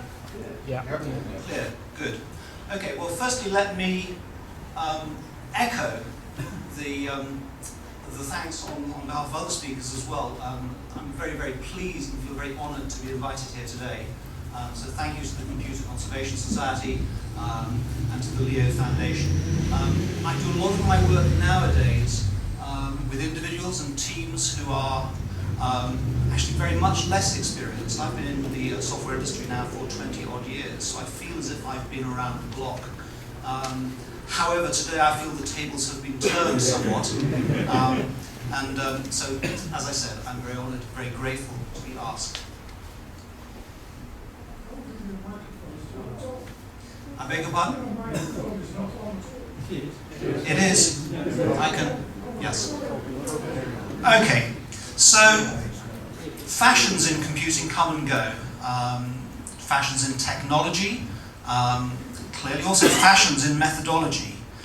And actually one of the things that strikes me about certainly the last 20 years in software development is that, in a sense, methodology has focused on techniques and deliverables, on what we do and what we produce, rather than how we do it.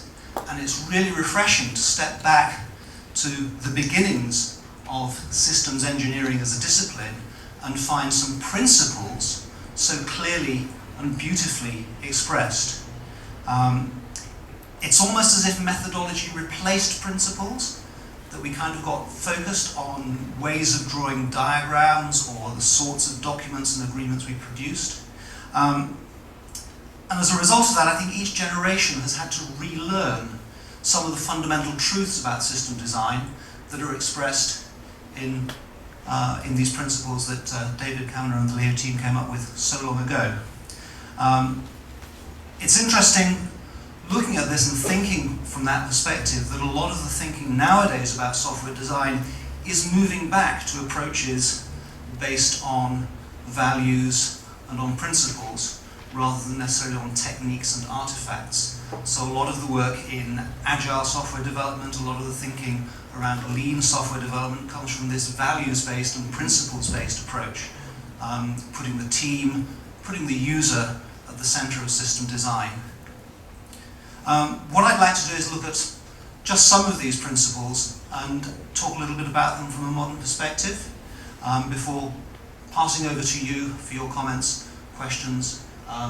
You may agree or disagree with some of what I have to say. I'd be delighted to hear about that. It strikes me that these principles are very prescient and reading them they sound very modern. Looking in detail at a particular one or two. The first two really do put the user at the center of design. This is about the scope and aims of each application, searchingly and creatively established, defined and discussed with the client to reach agreement, and requirements being well written and well understood by the users. This is very, very significant and very, very appropriate, very modern in its thinking. Also, strikingly modern are the little trio of principles 8, 9 and 10. Data must be entered only once. All data must be checked for credibility by the program. And number 10, form design for computer input and computer output is crucial. Well, for form design, read interaction design, data being checked at point of input is really the kind of great-grandfather of the famous computer science statement, garbage in, garbage out, which has been one of the mantras of system design since here. And clearly data being entered only once says something very important about consistency of the information that our systems hold. But for me, these actually deal with the design of the interaction with the user and how crucial that is to the system as a whole. There are one or two things that haven't stood the test of time. I think number 7, detailed flowcharts of paths throughout the system must be drawn and kept up to date.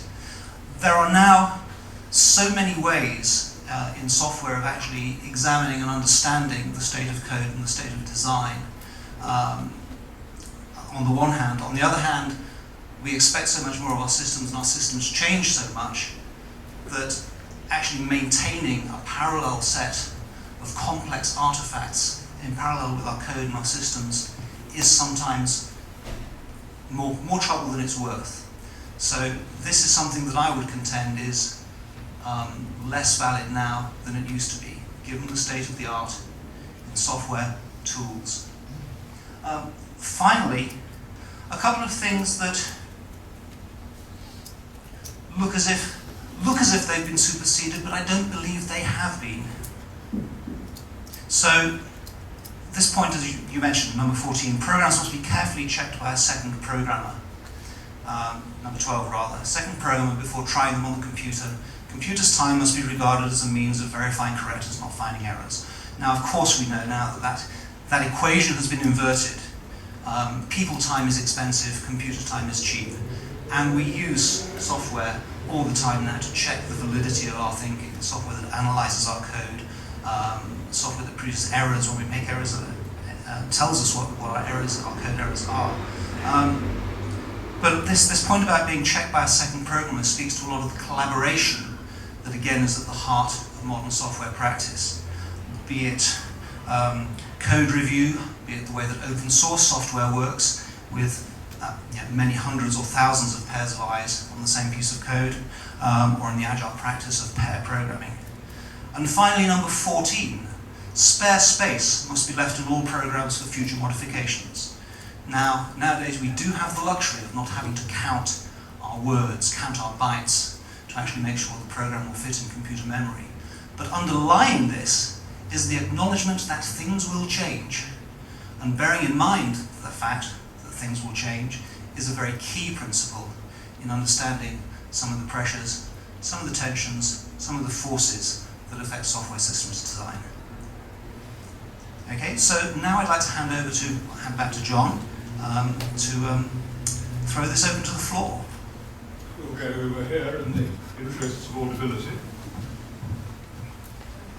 Thank you very much. Yes, that would be a good idea. I work for John Lincoln and the John Dodson on designing the Leo 3. I then went to work for IBM, and I spent some time planning the 360. And what we succeeded at that time was getting people to take a small step at a time. The 1401 was an easy transition from punch cards. With the 360, we emulated the 1401, so the customer didn't have to reprogram. And not asking too much of the customer was something that we seem to succeed at, as at IBM. Yes, that's a very interesting observation. Did everyone hear it?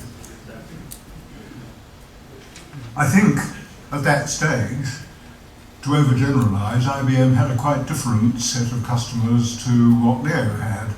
Leo was, by and large, working with large organisations who were interested in changing things fairly radically, and therefore they did do a good deal of rethinking systems from scratch. IBM had this enormous customer base, as you say, first on punch cards and then on 1401, so... Not enormous, UK. It wasn't. Well, In the a UK, different, it's a different approach was, I think, appropriate in those circumstances, though whether it led to better results, I would question. That's another point.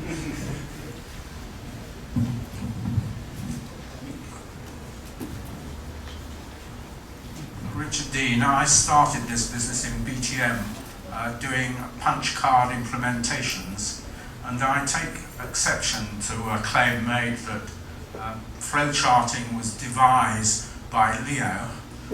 We used to flowchart simple punch card applications on a 550 and a tabulator, and also we were fairly convinced that you had to get the user to agree with what you were doing at every stage of the application.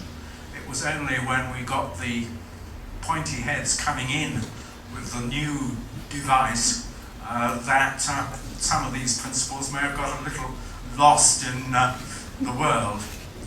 Final thing, can I make a comment on David Caminer's personal operation? I was drafted in by Les Curl when he reluctantly agreed that ICD had to join GPCD in selling this dreadful 2900 thing. And I was put in charge of introducing the 2900 from a systems technical support point of view, and that involved really meeting David Caminer for the first time. And he had a large office, and across the office floor there was something like 150 piles of books, which was his method of filing, I gathered. But the amazing thing was that he could actually go straight to the right pile and produce the right document, invariably. And what's more, the filing system extended to his home, as I recall.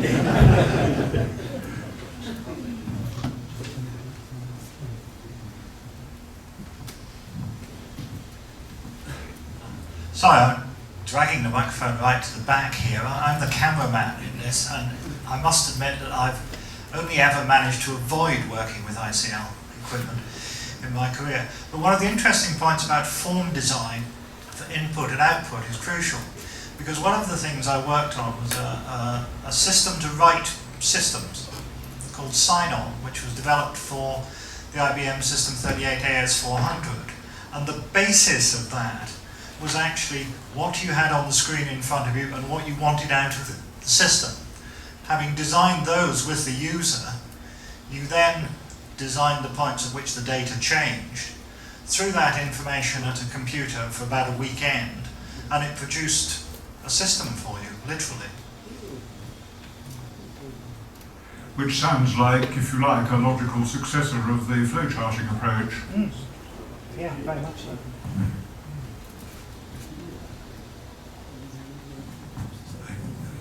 My name's John Phillips. I was with Leo in 1960, so of course I remember all these mantras which I learned when I was new.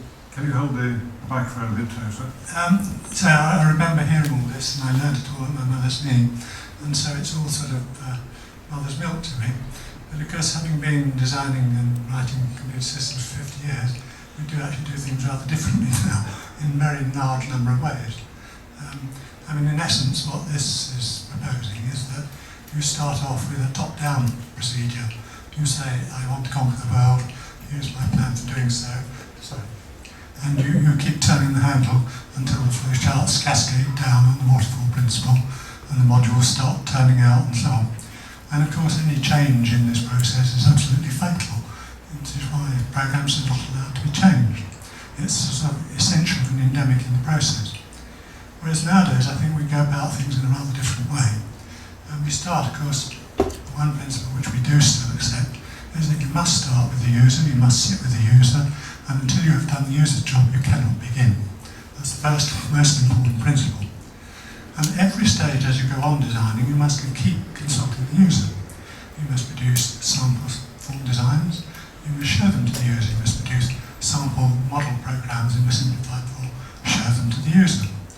And there is a paper which perhaps isn't very well known in this audience, which is written by a chap called Frank Stevenson, who until he died quite recently was chairman and founder of Datacom, the largest computer company in New Zealand. And he wrote this paper on how to avoid overruns, expense and scandals on large-scale computer projects in government sectors. And one of the most important things that he proposed was that no programmer team should ever be more than 15 people. That means that essentially the stages in the process are always delivered quickly, they're checked out quickly, people can see that they're rubbish and that they don't want them quickly, and also of course there's no time for project creep to come in, which is the enemy of getting anything done ever in time. That he proposes as a law, Frank Stevenson's law, he says that all projects creep by 1% per month. So if it lasts for 5 years, it creeps by an awful lot. David, would you like to comment on that? Yes, from my perspective, there's very little in these principles that implies what you might call a traditional waterfall approach. Possibly number 3 and the client agreement number 2. This does not mean that you can't continue to get client agreement. As I said, a lot of modern software practice involves getting the user very closely involved, even to the extent of embedding a user in the software development team. Certainly working in very tight iterations and delivering software every week, every fortnight or every month for review and integration is key to a lot of modern software thinking. But as I said, I don't think, I think a lot of these principles hold even if you overlay them onto that way, the modern way of approaching software development. But perhaps there are some dissenting views here in the audience.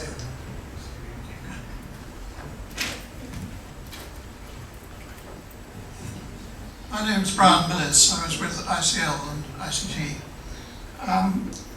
What I think is, to follow up on that comment, is missing from this is the production of a pilot, which I think is, from my experience, when you can do it, a very good way of finding out whether the system you thought you were designing actually does meet the requirements of the user, whatever they said in the first place.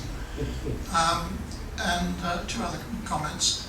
I agree with you about the, I think, lesser importance of flowcharts, but what is absolutely critical is to make sure that you do actually put comments into your code and properly comment it, and then if you evolve those comments with the code, you don't have quite the same problem trying to keep flowcharts up to date. Third point that I think is missing from this is the importance of making sure that the performance of the system you produce is what is required, which has undermined so many systems.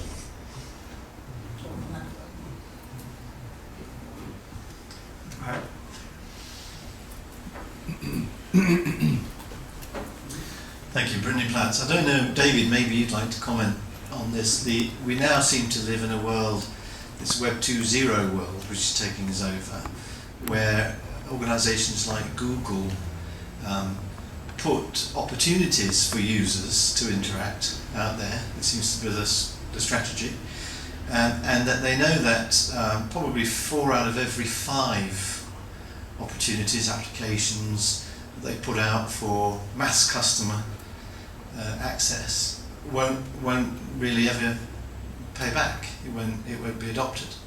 You've got this whole concept now of adoption engineering coming into large organisations, at least people thinking about it. It seems to be at the sort of cutting edge of thinking around how we might change organisations.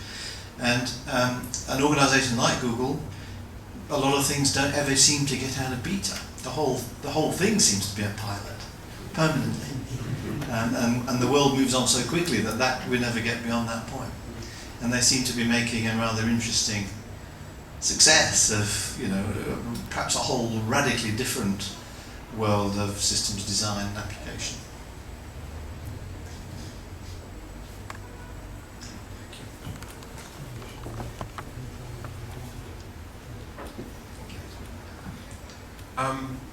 I've only had 42 years in the computer industry, co-ambassador in ICT and ICL, and one of Richard Dean's team. However, I'm missing one thing from the system design principles, and that is performance. Where is the, I mean, at that time, they were stuck for resources, space, memory, disk, and so on. And yet there's nothing in there about performance. And second point, if only we had continued with the principle of the data only being entered once. Every time you call a call centre, a bank, and you give your name and details, and the next person that you're referred to forgets them. So yes, the data should be entered only once with all systems, including data and call centres. And I did actually work with David Caminer when working in ICL. He was one of my mentors and supported my efforts to come up with an ICL Direct function within the organisation. And I think it isn't true that at one frustrating technical meeting that he did actually unscrew his wooden leg and bang it on the table, Khrushchev style. I don't believe in that rumour. He did undoubtedly once throw his telephone at somebody. Fortunately, being not cordless, it didn't get that far. I only had a pencil for him. You wanted to say something, Yeah. Greg?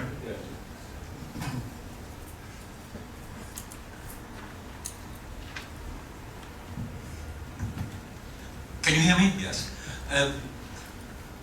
The gentleman who mentioned pilots, the importance of pilots, prototyping, is absolutely right. The whole of the process, particularly when you're dealing with innovations, has to be experimental. And I remember David very clearly ensuring that before we tried anything in real, we had experiments. For example, in form design, we went through endless cycles of trying which form design would actually suit the person who was filling out the form. And this goes throughout the whole system. One has to ensure that the system can work. And this, as I say, is particularly true of innovation. The other thing I wanted to say is that the thing we just mentioned about performance, again, it's a question of tuning the system and continuously tuning it until the performance is there. And I think, although it isn't listed here, it ought to be listed because it's certainly one of the principles which we followed, of tuning the system and starting in an experimental way and then finally getting down to the production side. The third thing I wanted to say is something which perhaps none of us has covered so far. We think of a project as that in terms of that project, but within an organization it's only one of many projects, and these projects interact with each other. And as long as we keep thinking only along that single project line, we're bound to go wrong, because these programs are going to interfere with each other. These different projects are going to interfere with each other and cause all sorts of unexpected problems.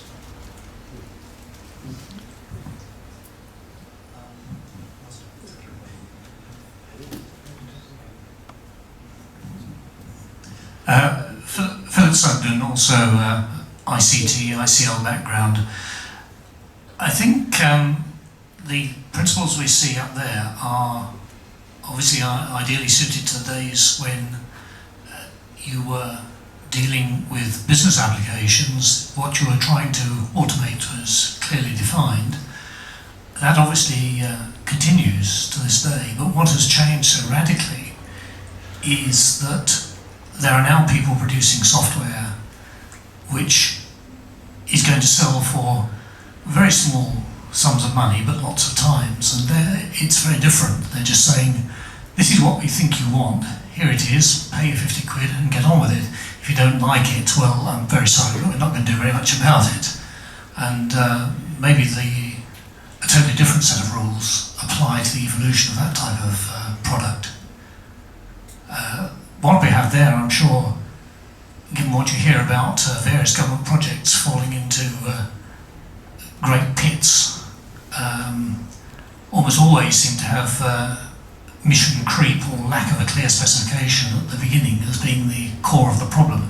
If it's stuck with those, at least least some of those principles, they wouldn't have got into anything like the same amount of trouble. Again, David, would you like to comment on that?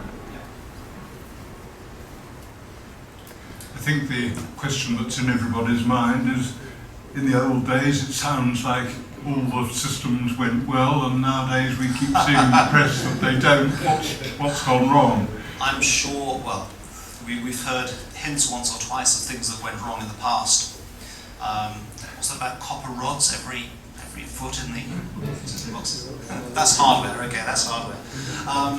Just to take up a couple of points, and actually it's related. Brindley at the back made the point about the application model, the system model for companies like Google being very different. The thing to remember about Google is that they make their money by selling ads that they associate with the results of searches. Full stop. That's the Google finance engine. The rest of it is speculative development towards world domination, which is clearly what they have in mind with the release of their new browser operating system. Did I call it a browser? I meant to call it an operating system. So that's the first thing. And the second point that was made about applications being written, sold, $50, sell a few thousand or a few hundred thousand. The economics of scale are somewhat different. But once an organization building that sort of software grows to a certain size, once it has a revenue stream, once it has a customer base that's expecting certain things from that software, you have a lot of these same issues around being able to manage that relationship with the customers as a body, no longer a customer as an institution or a customer as an internal department. And a lot of the same things apply about taking account of what customers want, what customers need, which is not necessarily, as we know, what customers want, and being able to engineer around that to derive from those things priorities that guide how we develop our software, and actually to make sure that when we deliver it, it's of a sufficient quality, sufficient standard to actually meet both the customer's needs and our business's goals, because otherwise your business goes out of business.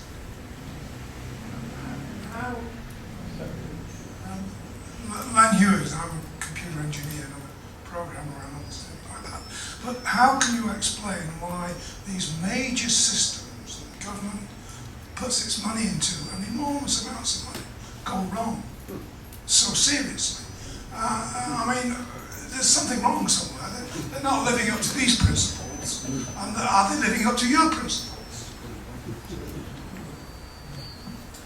Well, from my point of view and from my perspective, I would say clearly yes, there are things that are going wrong somewhere. No, they're not living up to these principles, and they're certainly not living up to my principles.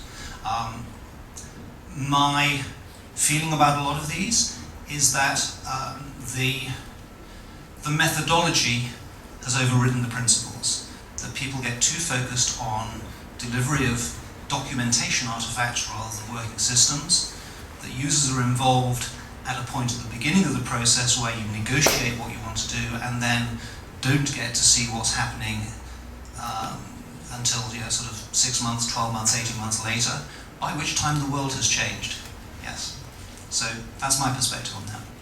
I think at this point we're probably going to have to apply the official closure to the proceedings, but that isn't to stop us going on after that. If anyone feels inclined to stay and carry on with, well, I'm certainly finding a very interesting discussion.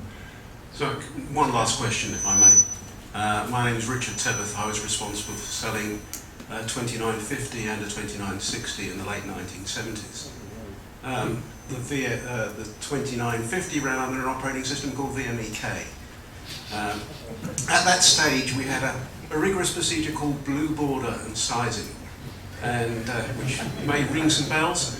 And I wondered what had happened to the application of those sort of techniques in the intervening 30 years.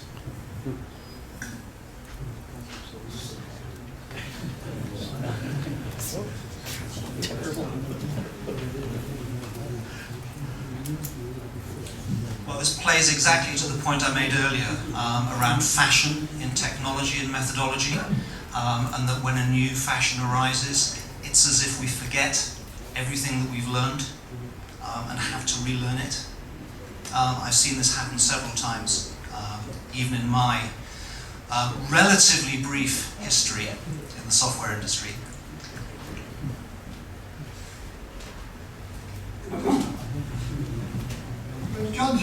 think we've reached the time to officially close now, though of course you can carry on informally. We've all had a wonderful and fruitful afternoon, I'm sure, and I think all of us have learned quite a lot. To my mind, there are two common factors that have come out from all the talks this afternoon. One is the immeasurable contribution David Caminer made to information technology, and the other is the fact that anybody who met him will never forget the magnetism of his personality or the magnitude of his impact. And that, I think, is our tribute to David in a nutshell. Now, as you read,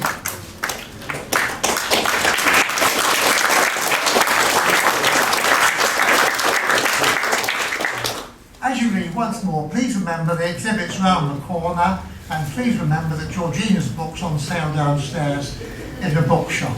Having said which, all that remains for me to do is to thank all of you for coming, you the audience, all the speakers, and all the people that made it possible to hold this get-together. So, thank you very much.